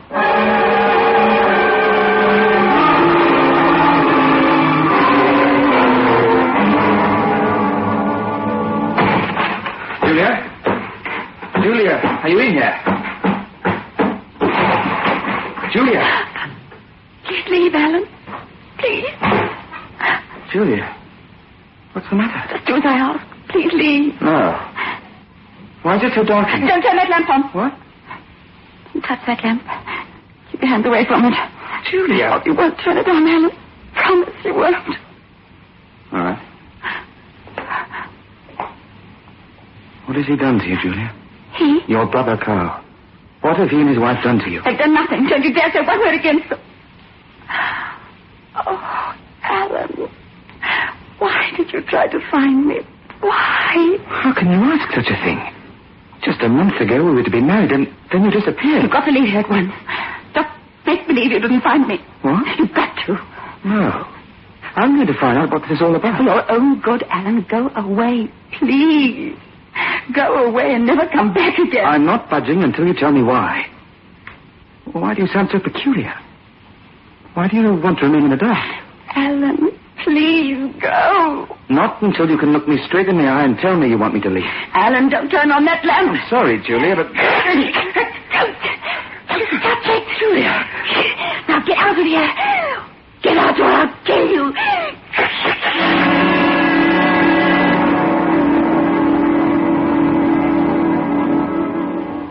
Feeling any better now, Alan? Yes, my face has stopped bleeding. The gashes where she clawed you are rather deep. Claude? Now, can you understand why I said my sister wasn't here? Carl, what's wrong with her? What is it? Alan, I know you don't like me, but please, take my advice. Forget you ever knew Julia. What? I know it sounds cruel, but it's the best advice I can offer you. I'm sorry, it's out of the question. All right. That leaves me no choice but to tell you. Perhaps, after all, it is better that I do. Tell what? What's wrong with Julia? I'll have to ask for your complete confidence. You have it? Look in the mirror, Alan. Huh? Look at those scratches on your face. Well? What are you driving at? Don't they seem strange to you? A moment ago you used the term Claude. You said I was Claude. Exactly. Are those marks the marks the human hand would make? Or are they not more like the marks of an animal's claw? You're not making sense. The sensible explanation is not to my liking either, Alan. It wasn't easy for me to face it when I first saw the reversion setting in. Reversion? I don't follow you. It was semi-dark in the room upstairs, but still you noticed something very peculiar about Julia. Physically, that is. Well, she was altogether peculiar. I mean something specific. Her eyes. What did you notice about her eyes? She kept her face pretty well away from me, but now you mention it. Yes? I noticed her eyes were... Oh, God. It's absurd. You noticed they were what, Alan? They were like the eyes of a cat. Yes. In the last 2 weeks, the reversion process has been stepped up, I'm afraid. Already her pupils have expanded to the full iris, and perhaps you've noticed her fear, or rather her pathological hatred of light.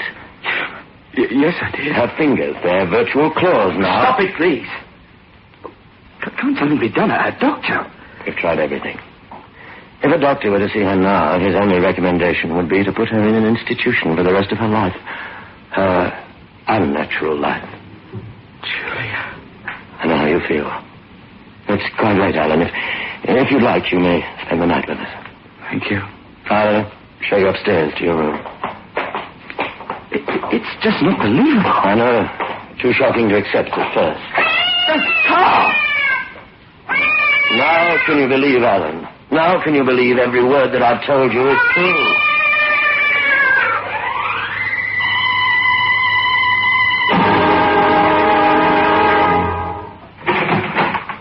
Julia.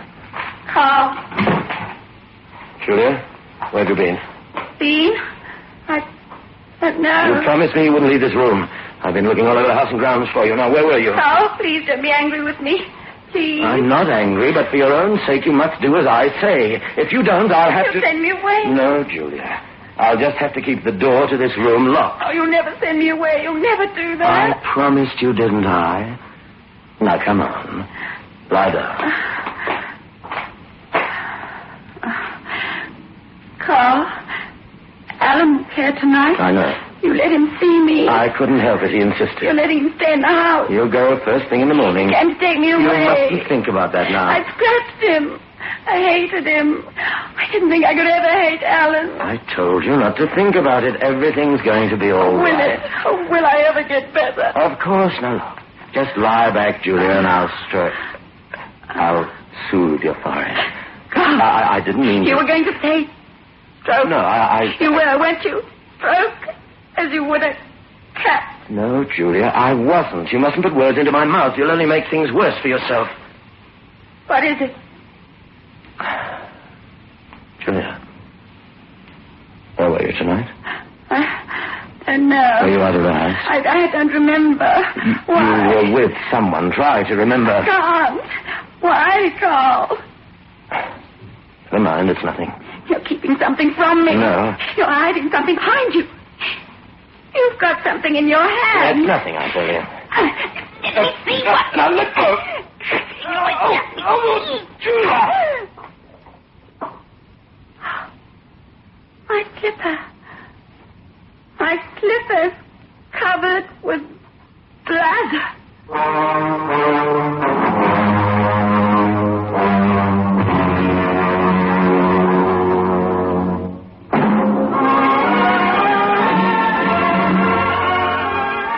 Move in world class. Get the taste of new smooth State Express 3/5s today. We promise you, it's the smoothest cigarette you can get.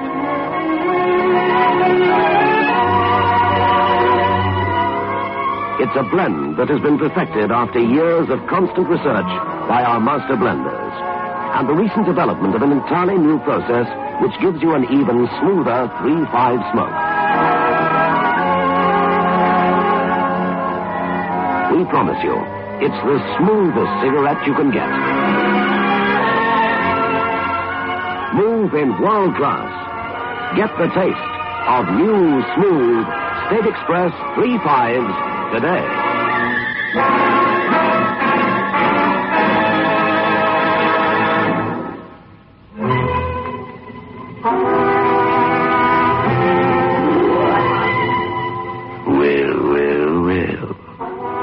They say a cat has 9 lives.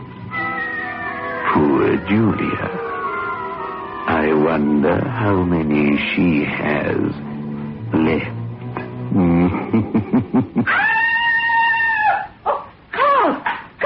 Carl, look. Look at this. Easy, Martha. I came in this room to tell him breakfast was ready. I found him on the floor that way. His throat clawed open. You better get out of here. Carl, what happened? Don't come in, Julia. I heard Mother Julia. scream. Julia, you mustn't look. That's why there was blood on my slipper. That's why. Martha, help me get her out of I here. was with Alan last night and I killed him. I killed him.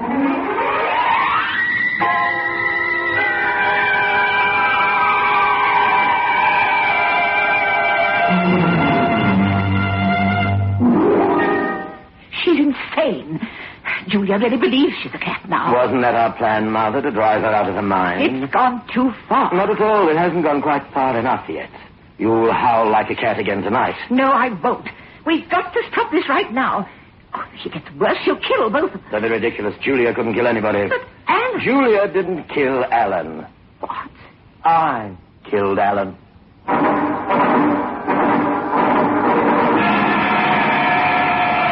You? Of course. It was quite necessary. Oh, why didn't you tell me? Why did you let I me... wanted to get a legitimate performance out of you when you found his body. I wanted you to be horrified, and I wanted you to recoil from Julia, just as you did. You're a murderer. That's a very unpleasant thing to say. I was merely protecting my investment of time and trouble. You didn't have to commit murder. Oh, but I did. You see, I hadn't really convinced Alan at all. How do you know? I kept my eye on his room after he went up to bed. I saw him steal out and come downstairs here. I listened on the upstairs extension. I heard him telephone Peterson. And the doctor told him what was wrong with Julia? He explained to Alan the symptoms of her metalopia, day blindness. And you killed him for that? Of course. But why? You've suddenly turned very sensitive, darling. I never bargained for murder. When you want money, as much money as my sister Julia has, you must be prepared to take any step, no matter how violent. But what did you expect me to do? Allow Alan to tell Julia that she was suffering from an eye affliction, after I built up in her mind that she was slowly turning into a cat? Or would you choose to allow him to walk out of here and go to the police? I don't want that money now. You're just excited. You'll feel differently about it later. No, I'll never feel differently after what's happened. I told you all along I had a feeling something would happen. What could possibly happen now? Alan's out of the way. His body will never be found. I'm not thinking of Alan. I'm thinking of your sister. What about Julia? Oh, I'm thinking of the terrible thing we've done to her. It's a little late to think about that, isn't it? I don't know. There must be something we can do. There's only one thing you're going to do, Martha, and that is as I say. Carl, we're please. going to keep working on Julia until she's put away for the rest of her life. We're going to keep at it until I have every cent of hers.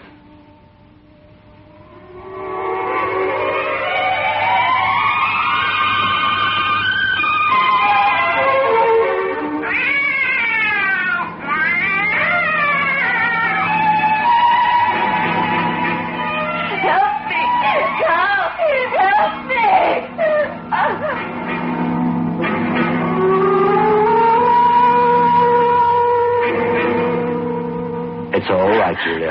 It's all right now. Oh, Carl. It's all right. It was me, Carl. I was out again, wasn't I? No, Julia, it was only a dream you had. You're not saying that. It's only a bad dream, that's all. I killed again, just like I killed Alan. No, you didn't. Oh, God. I'd rather be dead than like No, this. Julia, please. I can't stop myself anymore. I get worse and worse. Look at my hands. They're not really hands anymore. They're claws and... Carl. What is it? I was out. No, it's just a dream, I told you. It wasn't a bad dream. I did kill again. My dressing gown, look. Covered with blood. Julia. They'll find me now. This time they'll find me and put me away. I won't let that happen. I promised to take care of you, didn't I? Oh, yes, Carl. And I will take care of you always. The very best I can.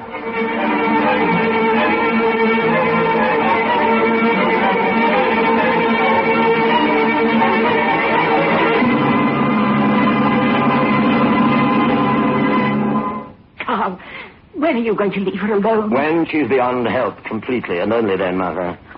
I can't stand it anymore. You stand as much as I say you can stand. Now get hold of yourself. Won't be much longer. No, Carl.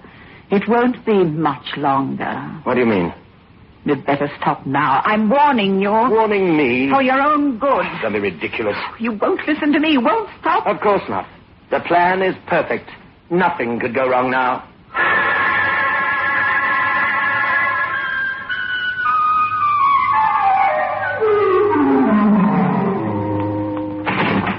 I brought you some lunch, Julia. Not hungry. I want to talk to you. Why did you close the door, Martha? Since Alan died, you've never closed it while you were in here. You were afraid to be alone with me. I'm not afraid anymore. I'm here to help you. Help me? To get away from here. What? To get away from Carl. There isn't much time. I don't want to leave Carl. He's the only one who can help me now. No, Julia. I'm the only one who can really help you now. You must leave here tonight before it's too late. You're trying to trick me. No. Oh, believe me. You're jealous because Carl is good to me. You've always been jealous. Please listen. I'm only trying to help. If you stay here, you're lost. You'll end up in an institution. That's what Carl wants. That's what you want. You want me out of this house so they can get me and put me away. No, Julia. Oh, you must believe me. At first, I did want that. Carl talked me into it. But now, it's gone too far. Now I only want to save you from Carl. Julia, you're not a murderess. What? You didn't kill Alan. But I did. And the other people I killed. There were no other people. Only Alan. And you didn't kill him. Carl did. No. Carl wouldn't do that. He knew I loved Alan when I... And I was... Before this happened to me. Carl killed Alan. I swear it. I can't believe. You must. It's your only chance. Carl put the blood on your slipper and on your dressing gown. It is all a trick to drive you out of your mind. And if you don't let me help you tonight, it'll be too late for you. They'll put me away? For the rest of your life. Well, Julia? You'll help me, Martha. Really? Yes, in every way I can. But what can you do now? I've planned it all. Tonight at dinner, I'll put a sedative in Carl's coffee. By 9, he'll be fast asleep, and I'll be waiting in the car for you. Do you understand? Yes, Martha, I understand. You'll be waiting for me downstairs in the car at 9 o'clock. And by the time Carl wakes, you'll be hundreds of miles away from here, safe.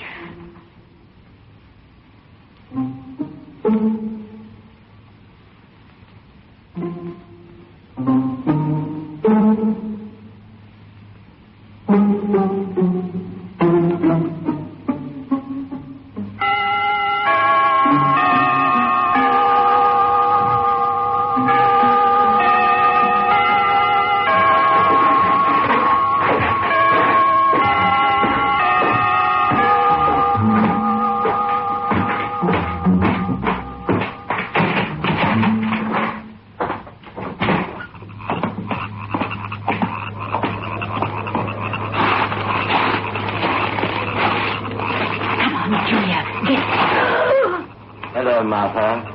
Carl.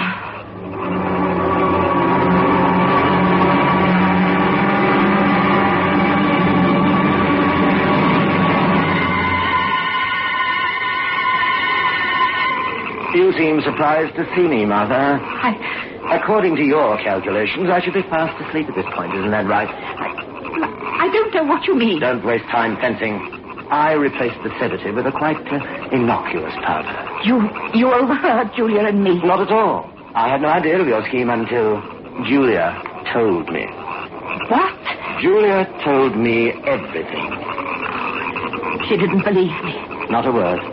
She thought you were only trying to trick her. You see, Martha, it was only a waste of your time and your life. What? Your life. Carl. I can't trust you any longer. That's fairly obvious, isn't it? Carl, you wouldn't... I've no other course now. Oh, you couldn't kill me. I once told you when you want something badly enough, no step is too violent. You see this, Martha? Oh! This is the iron claw that was used on Alan. Carl, no, please. After I'm finished, I'll call the police. I'll tell them about my sister. Carl! My completely insane sister, and the horrible thing she's done to my wife. No. And then I'll have everything I've worked for.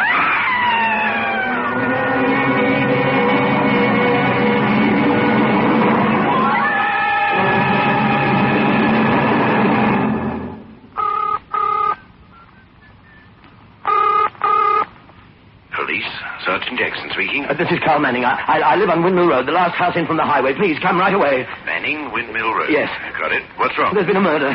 Murder? Yes. My wife's been clawed to death.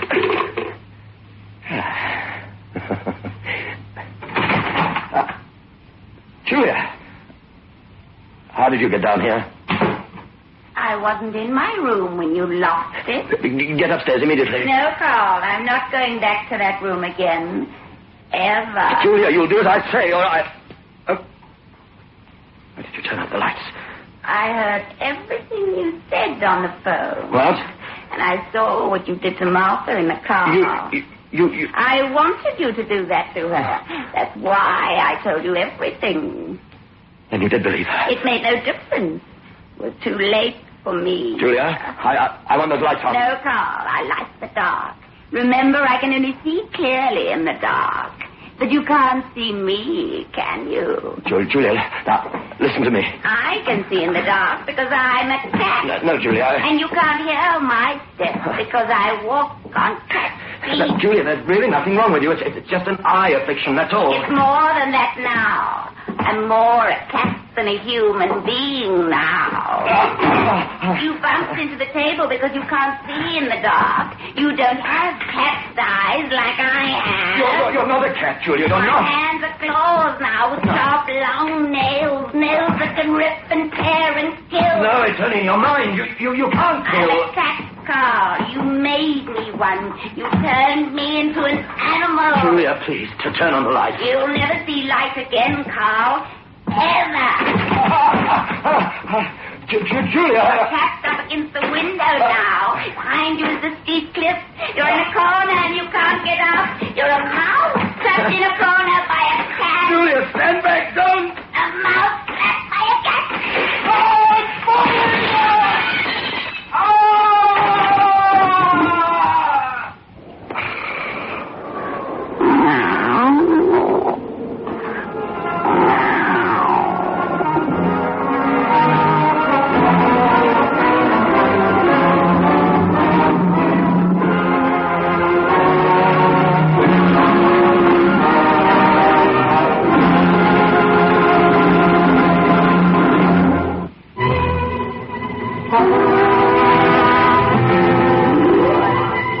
That's what I call the cat's whisker. So the moral to tonight's fairy tale. Always be kind to animals. You can never tell when one of them will turn up to be a relative of yours.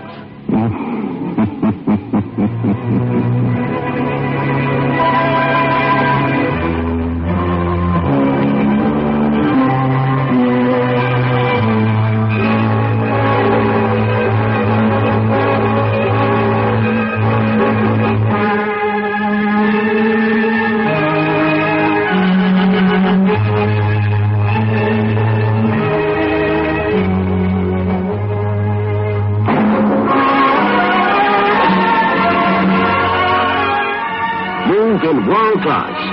Get the taste of new smooth State Express 3/5s today.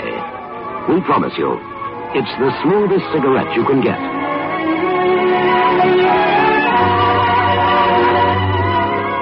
It's a blend that has been perfected after years of constant research by our master blenders. And the recent development of an entirely new process which gives you an even smoother 3/5 smoke. We promise you, it's the smoothest cigarette you can get. Move in world class. Get the taste of new, smooth State Express 3/5s today.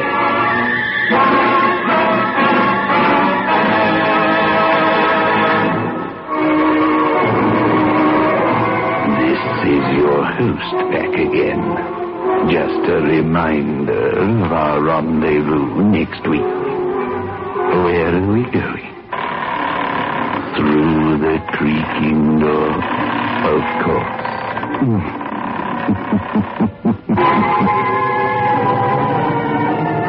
The manufacturers of State Express 3/5 Filter King cigarettes invite you to listen next Saturday at 9 o'clock when they will again present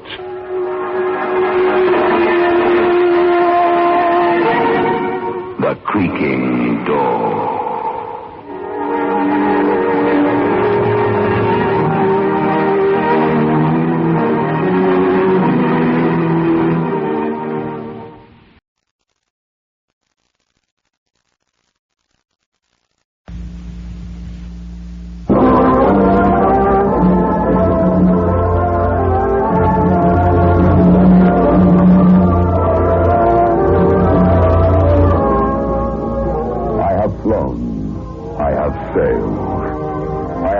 About this world of ours, and ever in search of the finest of its kind, we bring you the tops in spine chillers.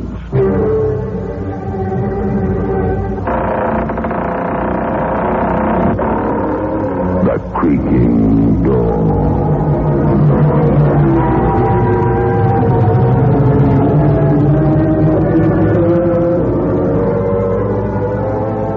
Manufacturers of State Express 3/5 Filter King cigarettes take pleasure in presenting The Creaking Door.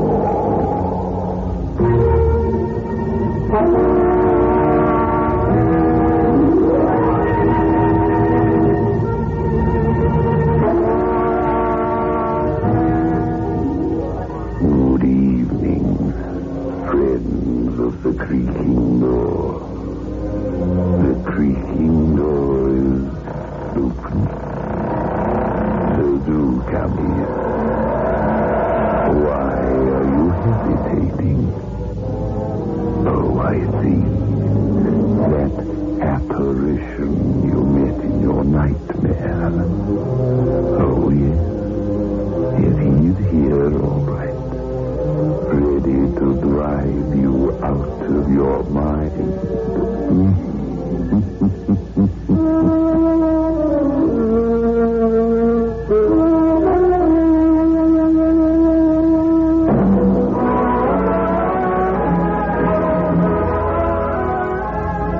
In world class. Get the taste of new smooth State Express 3.5s today. We promise you, it's the smoothest cigarette you can get.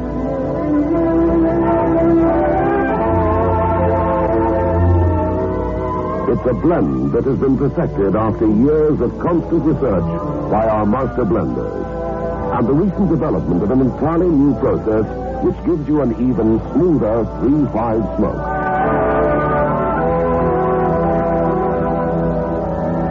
We promise you, it's the smoothest cigarette you can get.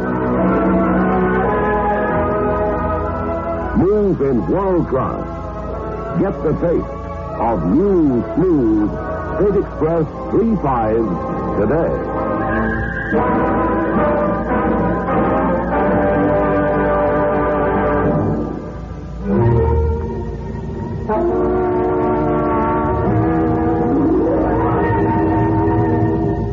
A young, determined-looking man steps out of his car onto the muddy dirt road and faces the bleak stone house at the end of the driveway. Hesitating a moment, he turns up his collar against the wind, then walks the long path to the forbidding door.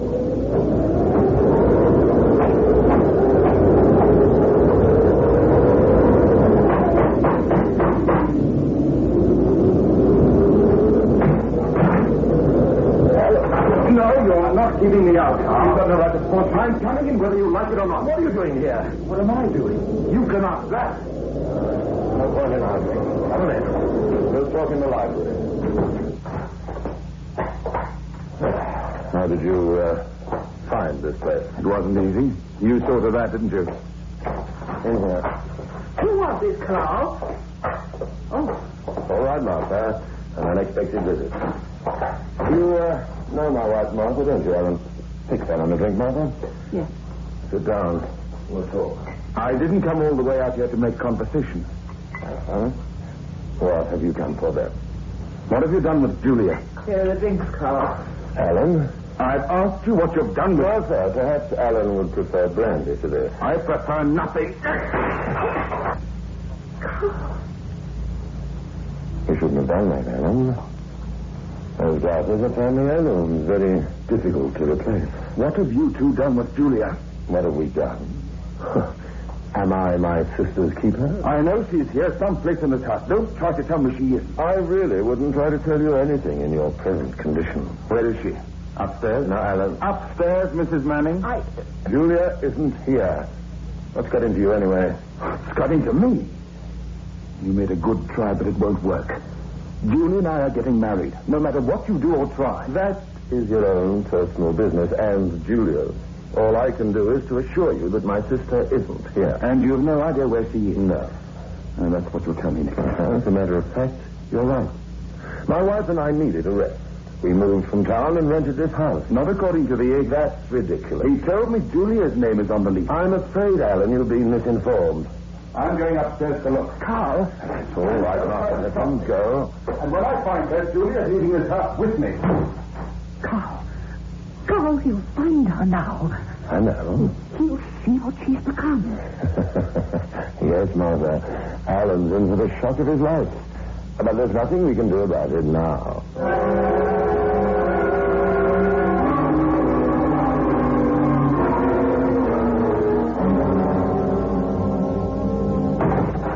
Julia?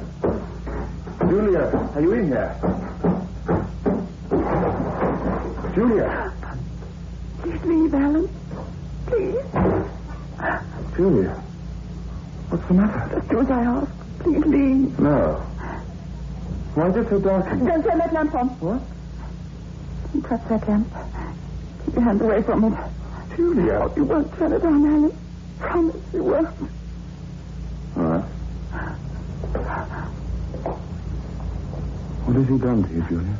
He? Your brother, Carl. What have he and his wife done to you? They've done nothing. Don't you dare say one word against them. Oh, Alan. Why did you try to find me? Why? How can you ask such a thing? Just a month ago we were to be married, and then you disappeared. You've got to leave here at once. Just make believe you didn't find me. What? You've got to. No. I'm going to find out what this is all about. For your own good, Alan, go away, please. Go away and never come back again. I'm not budging until you tell me why. Why do you sound so peculiar? Why do you want to remain in the dark? Alan, please go. Not until you can look me straight in the eye and tell me you want me to leave. Alan, don't turn on that lamp. I'm sorry, Julia, but... Stop it, Julia. Now get out of here. Get out or I'll kill you.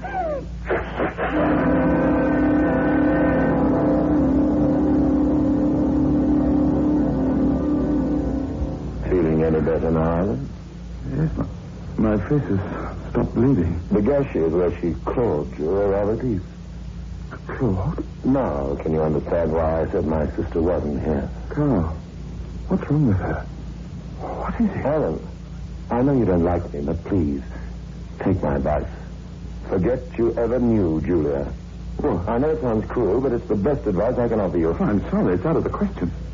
All right. That leaves me no choice but to tell you. Perhaps, after all, it is better that I do. Tell what? What's wrong with Julia? I'll have to ask for your complete confidence. You have it? Look in the mirror, Alan. Huh? Look at those scratches on your face. Well? What are you driving at? Don't they seem strange to you? A moment ago you used the term Claude. You said I was Claude. Exactly.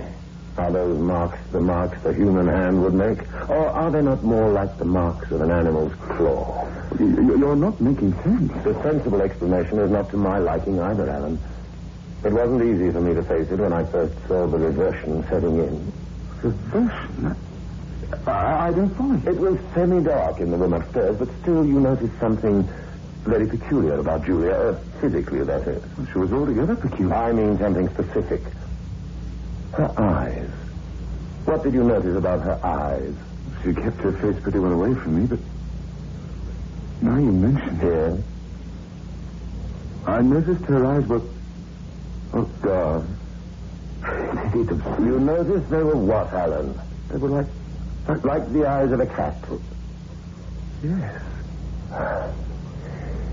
In the last 2 weeks, the reversion process has been stepped up, I'm afraid. Already her pupils have expanded to the full iris, and perhaps you've noticed her fear, or rather her pathological hatred of light. Yes, I did. Her fingers, they're virtual claws now. Stop it, please.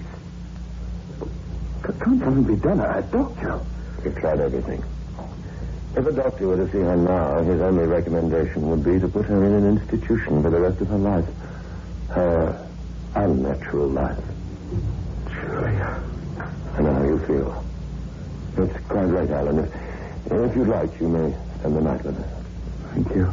I'll show you upstairs to your room. It's just not believable. I know. Too shocking to accept at first.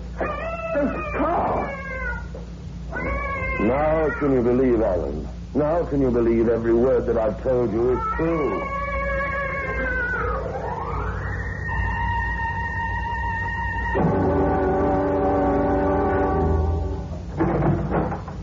Julia. Carl. Julia, where have you been? Been? I don't know. You promised me you wouldn't leave this room. I've been looking all over the house and grounds for you. Now, where were you? Carl, please don't be angry with me. Please. I'm not angry, but for your own sake, you must do as I say. If you don't, I'll have You'll send me away. No, Julia. I'll just have to keep the door to this room locked. Oh, you'll never send me away. You'll never do that. I promised you, didn't I? Now, come on. Lie down. Carl, tonight? I know. You let him see me. I couldn't help it. He insisted. You're letting him stay in the house. You'll go first thing in the morning. You can't take me away. You mustn't think about that now. I scratched him. I hated him. I didn't think I could ever hate Alan. I told you not to think about it. Everything's going to be all Will right. it? Oh, will I ever get better? Of course not. Just lie back, Julia, and I'll soothe your forehead. I didn't mean You to. were going to say so. No, You were, weren't you? First, as you would a cat. No, Julia, I wasn't. You mustn't put words into my mouth. You'll only make things worse for yourself. What is it? Julia. Where were you tonight? No. Were you out of the house? I don't remember. Why? You were with someone. Try to remember. I can't. Why, Carl? Never mind, it's nothing. You're keeping something from me. No. You're hiding something behind you. You've got something in your hand. It's nothing, I tell you. Let me see what. Now, let go. Julia. My slipper. My slipper's covered with blood.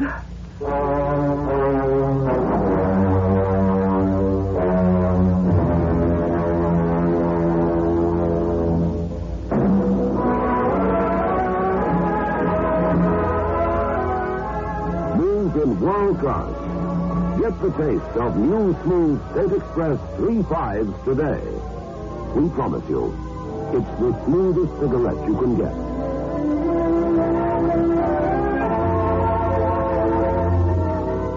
It's a blend that has been perfected after years of constant research by our master blenders.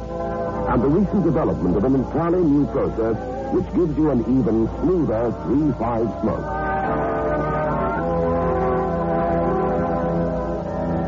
We promise you, it's the smoothest cigarette you can get. Move in world class. Get the taste of new, smooth State Express 3.5s today.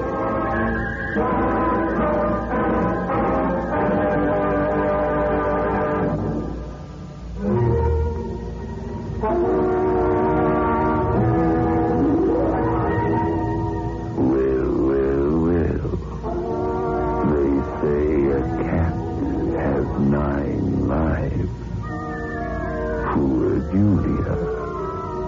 I wonder how many she has left. Oh, Carl, look. Easy, Martha. I came to this room to some witnesses ready. I found him on the floor that way. His throat clawed open. You better get out of here. Carl, what happened? Don't come in, Julia. I heard Mother screaming. Julia, you mustn't look. That's why there was blood on my slipper. That's why. Martha, help me get her out of here. I was with Alan last night and I killed him. I killed him.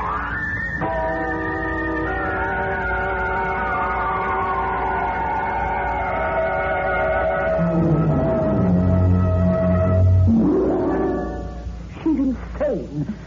Julia really believes she's a cat now. Wasn't that our plan, Martha, to drive her out of her mind? It's gone too far. Not at all. It hasn't gone quite far enough yet. You'll howl like a cat again tonight. No, I won't. We've got to stop this right now. Oh, if she gets worse, he'll kill both of us. That'd be ridiculous. Julia couldn't kill anybody. But Alan... Julia didn't kill Alan. What? I killed Alan.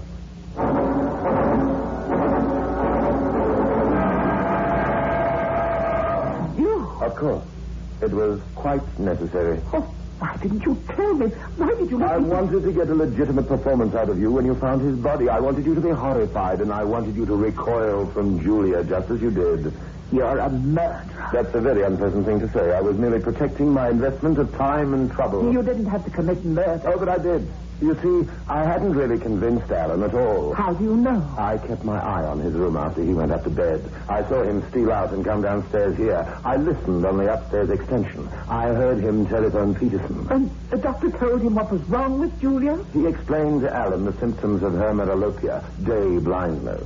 And you killed him for that? Of course. But why? You've suddenly turned very sensitive, darling. I never bargained for murder. When you want money, as much money as my sister Julia has, you must be prepared to take any step, no matter how violent. But what did you expect me to do? Allow Alan to tell Julia that she was suffering from an eye affliction, after I built up in her mind that she was slowly turning into a cat? Or would you choose to allow him to walk out of here and go to the police? I don't want that money now. You're just excited. You'll feel differently about it later. No, I'll never feel differently after what's happened. I told you all along I had a feeling something would happen. What could possibly happen now? Alan's out of the way. His body will never be found. I'm not thinking of Alan. I'm thinking of your sister. What about Julia? Oh, I'm thinking of the terrible thing we've done to her. It's a little late to think about that, isn't it? I don't know. There must be something we can do. There's only one thing you're going to do, Martha, and that is, as I say, Carl, we're please. going to keep working on Julia until she's put away for the rest of her life. We're going to keep at it until I have every cent of hers.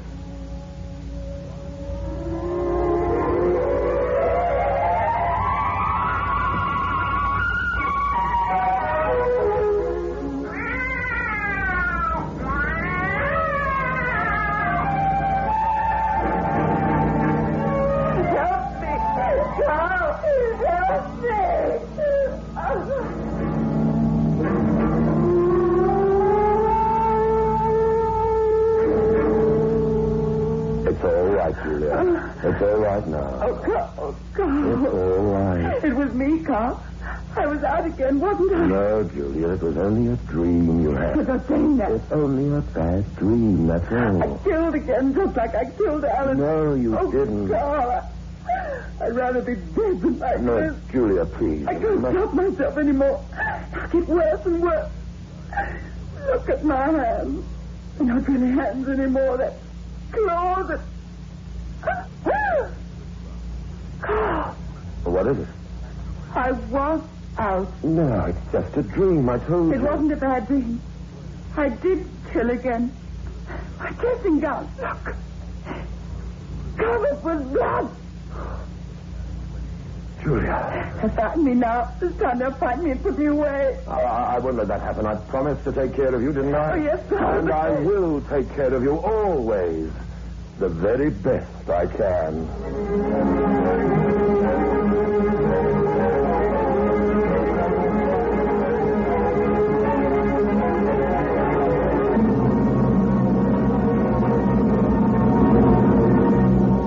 Carl, when are you going to leave her alone? When she's beyond help completely, and only then, Mother. I can't stand it anymore. You stand as much as I say you can stand. Now get hold of yourself. Won't be much longer. No, Carl. It won't be much longer. What do you mean? You'd better stop now. I'm warning you. Warning me? For your own good. Don't be ridiculous. You won't listen to me. You won't stop. Of course not. The plan is perfect. Nothing could go wrong now.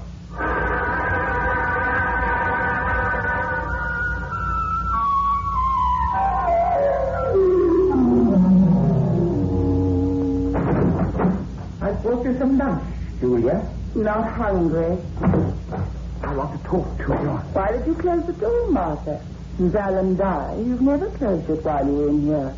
You were afraid to be alone with me. I'm not afraid anymore. I'm here to help you. Help me? To get away from here. What? To get away from Carl. There isn't much time. I don't want to leave Carl. He's the only one who can help me now. No, Julia. I'm the only one who can really help you now. You must leave here tonight before it's too late. You're trying to trick me? No. Oh, believe me. You're jealous because Carl is good to me. You're all being jealous. Please listen. I'm only trying to help. If you stay here, you're lost. You'll end up in an institution. That's what Carl wants. That's what you want. You want me out of this house so they can get me and put me away. No, Julia. Oh, you must believe me. At first, I did want that. Carl talked me into it. But now, it's gone too far. Now I only want to save you from Carl. Julia, you're not a murderess. What? You didn't kill Alan. And I did. And the other people I killed. There were no other people, only Alan, and you didn't kill him. Carl did. No, Carl wouldn't do that. He knew I loved Alan when I was... Before this happened to me. Carl killed Alan. I swear it. I can't believe. You must. It's your only chance. Carl put the blood on your slipper and on your dressing gown. It was all a trick to drive you out of your mind. And if you don't let me help you tonight, it'll be too late for you. They'll put me away? For the rest of your life. Well, Julia? You'll help me, Martha? Really? Yes, in every way I can. But what can you do now? I've planned it all. Tonight at dinner, I'll put a sedative in Carl's coffee. By 9, he'll be fast asleep, and I'll be waiting in the car for you. Do you understand? Yes, Martha, I understand. You'll be waiting for me downstairs in the car at 9 o'clock. And by the time Carl wakes, you'll be hundreds of miles away from here, safe.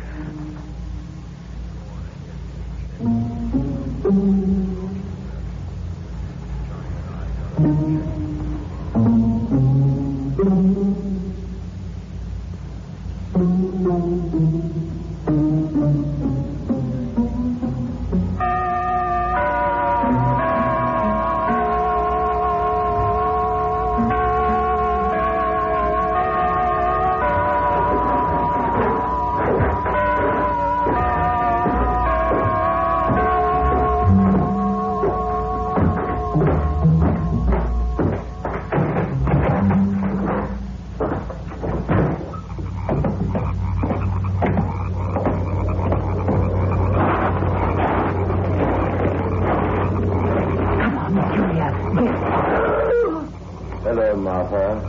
Carl.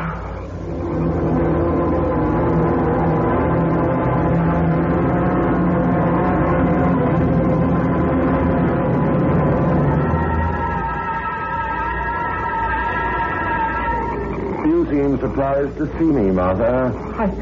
According to your calculations, I should be fast asleep at this point. Isn't that right? I don't know what you mean. Don't waste time fencing. I replaced the sedative with a quite innocuous powder. You overheard Julia and me. Not at all. I had no idea of your scheme until Julia told me. What? Julia told me everything. She didn't believe me. Not a word. She thought you were only trying to trick her. You see, Martha, it was only a waste of your time and your life. Your life. Carl! I can't trust you any longer. That's fairly obvious, isn't it? Carl, you wouldn't... I've no other course now. Oh, you couldn't kill me. I once told you when you want something badly enough, no step is too violent. No. You see this, Martha? Oh! This is the iron claw that was used on Alan. Carl, no, please. After I'm finished, I'll call the police. I'll tell them about my sister. Carl! My completely insane sister and the horrible thing she's done to my wife. No. And then I'll have everything I've worked for.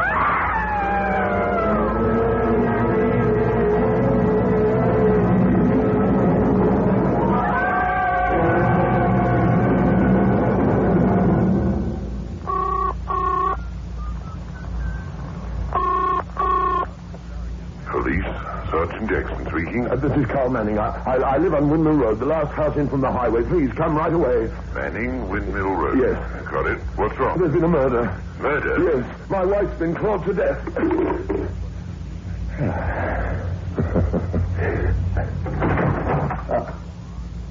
Julia. How did you get down here? I wasn't in my room when you locked it. Get upstairs immediately. No, Carl, I'm not going back to that room again. Ever. Julia, you'll do as I say, or I... Why did you turn off the lights? I heard everything you said on the phone. What? And I saw what you did to Martha in the car. You... I wanted you to do that to her. That's why I told you everything. And you did believe her? It made no difference. It was too late for me. Julia, I want those lights on. No, Carl. I like the dark. Remember, I can only see clearly in the dark. But you can't see me, can you? Julia, now, listen to me. I can see in the dark because I'm a cat. No, Julia. And you can't hear my steps because I walk on cat feet. Julia, there's really nothing wrong with you. It's just an eye affliction, that's all. It's more than that now. I'm more a cat than a human being now. You bumped into the table because you can't see in the dark. You don't have cat's eyes like I have. You're not a cat, Julia. You're My not. hands are claws now with sharp, long nails that can rip and tear and kill. No, it's only in your mind. You can't kill. I'm a cat, Carl. You made me one. You turned me into an animal. Julia, please, to turn on the light. You'll never see light again, Carl. Ever.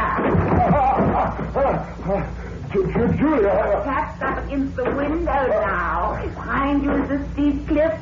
You're in a corner and you can't get out. You're a mouse trapped in a corner by a cat. Julia, stand back, don't. A mouse trapped by a cat.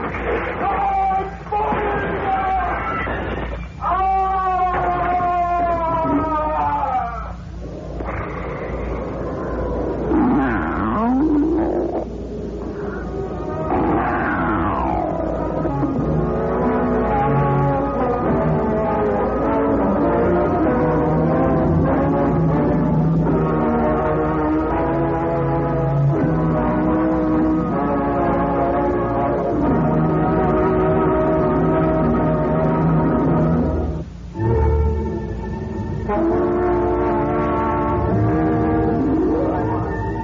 That's what I call the cat's whisker. So the moral to tonight's fairy tale. Always be kind to animals. You can never tell when one of them will turn up to be a relative of yours.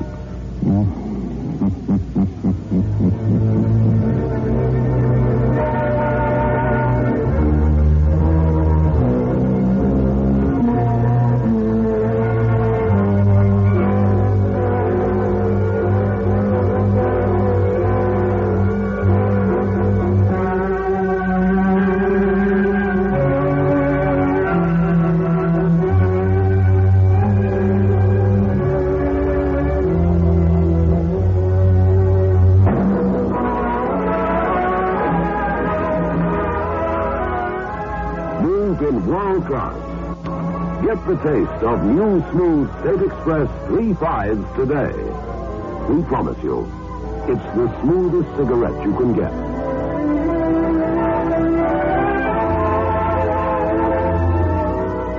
It's a blend that has been perfected after years of constant research by our master blenders. And the recent development of an entirely new process which gives you an even smoother 3.5 smoke.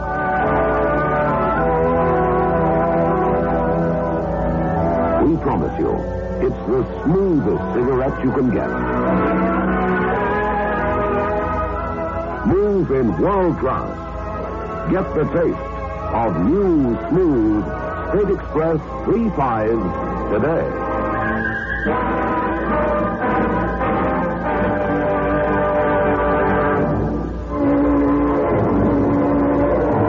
This is your host back again. Just a reminder of our rendezvous next week. Where are we going? Through the creaking door, of course.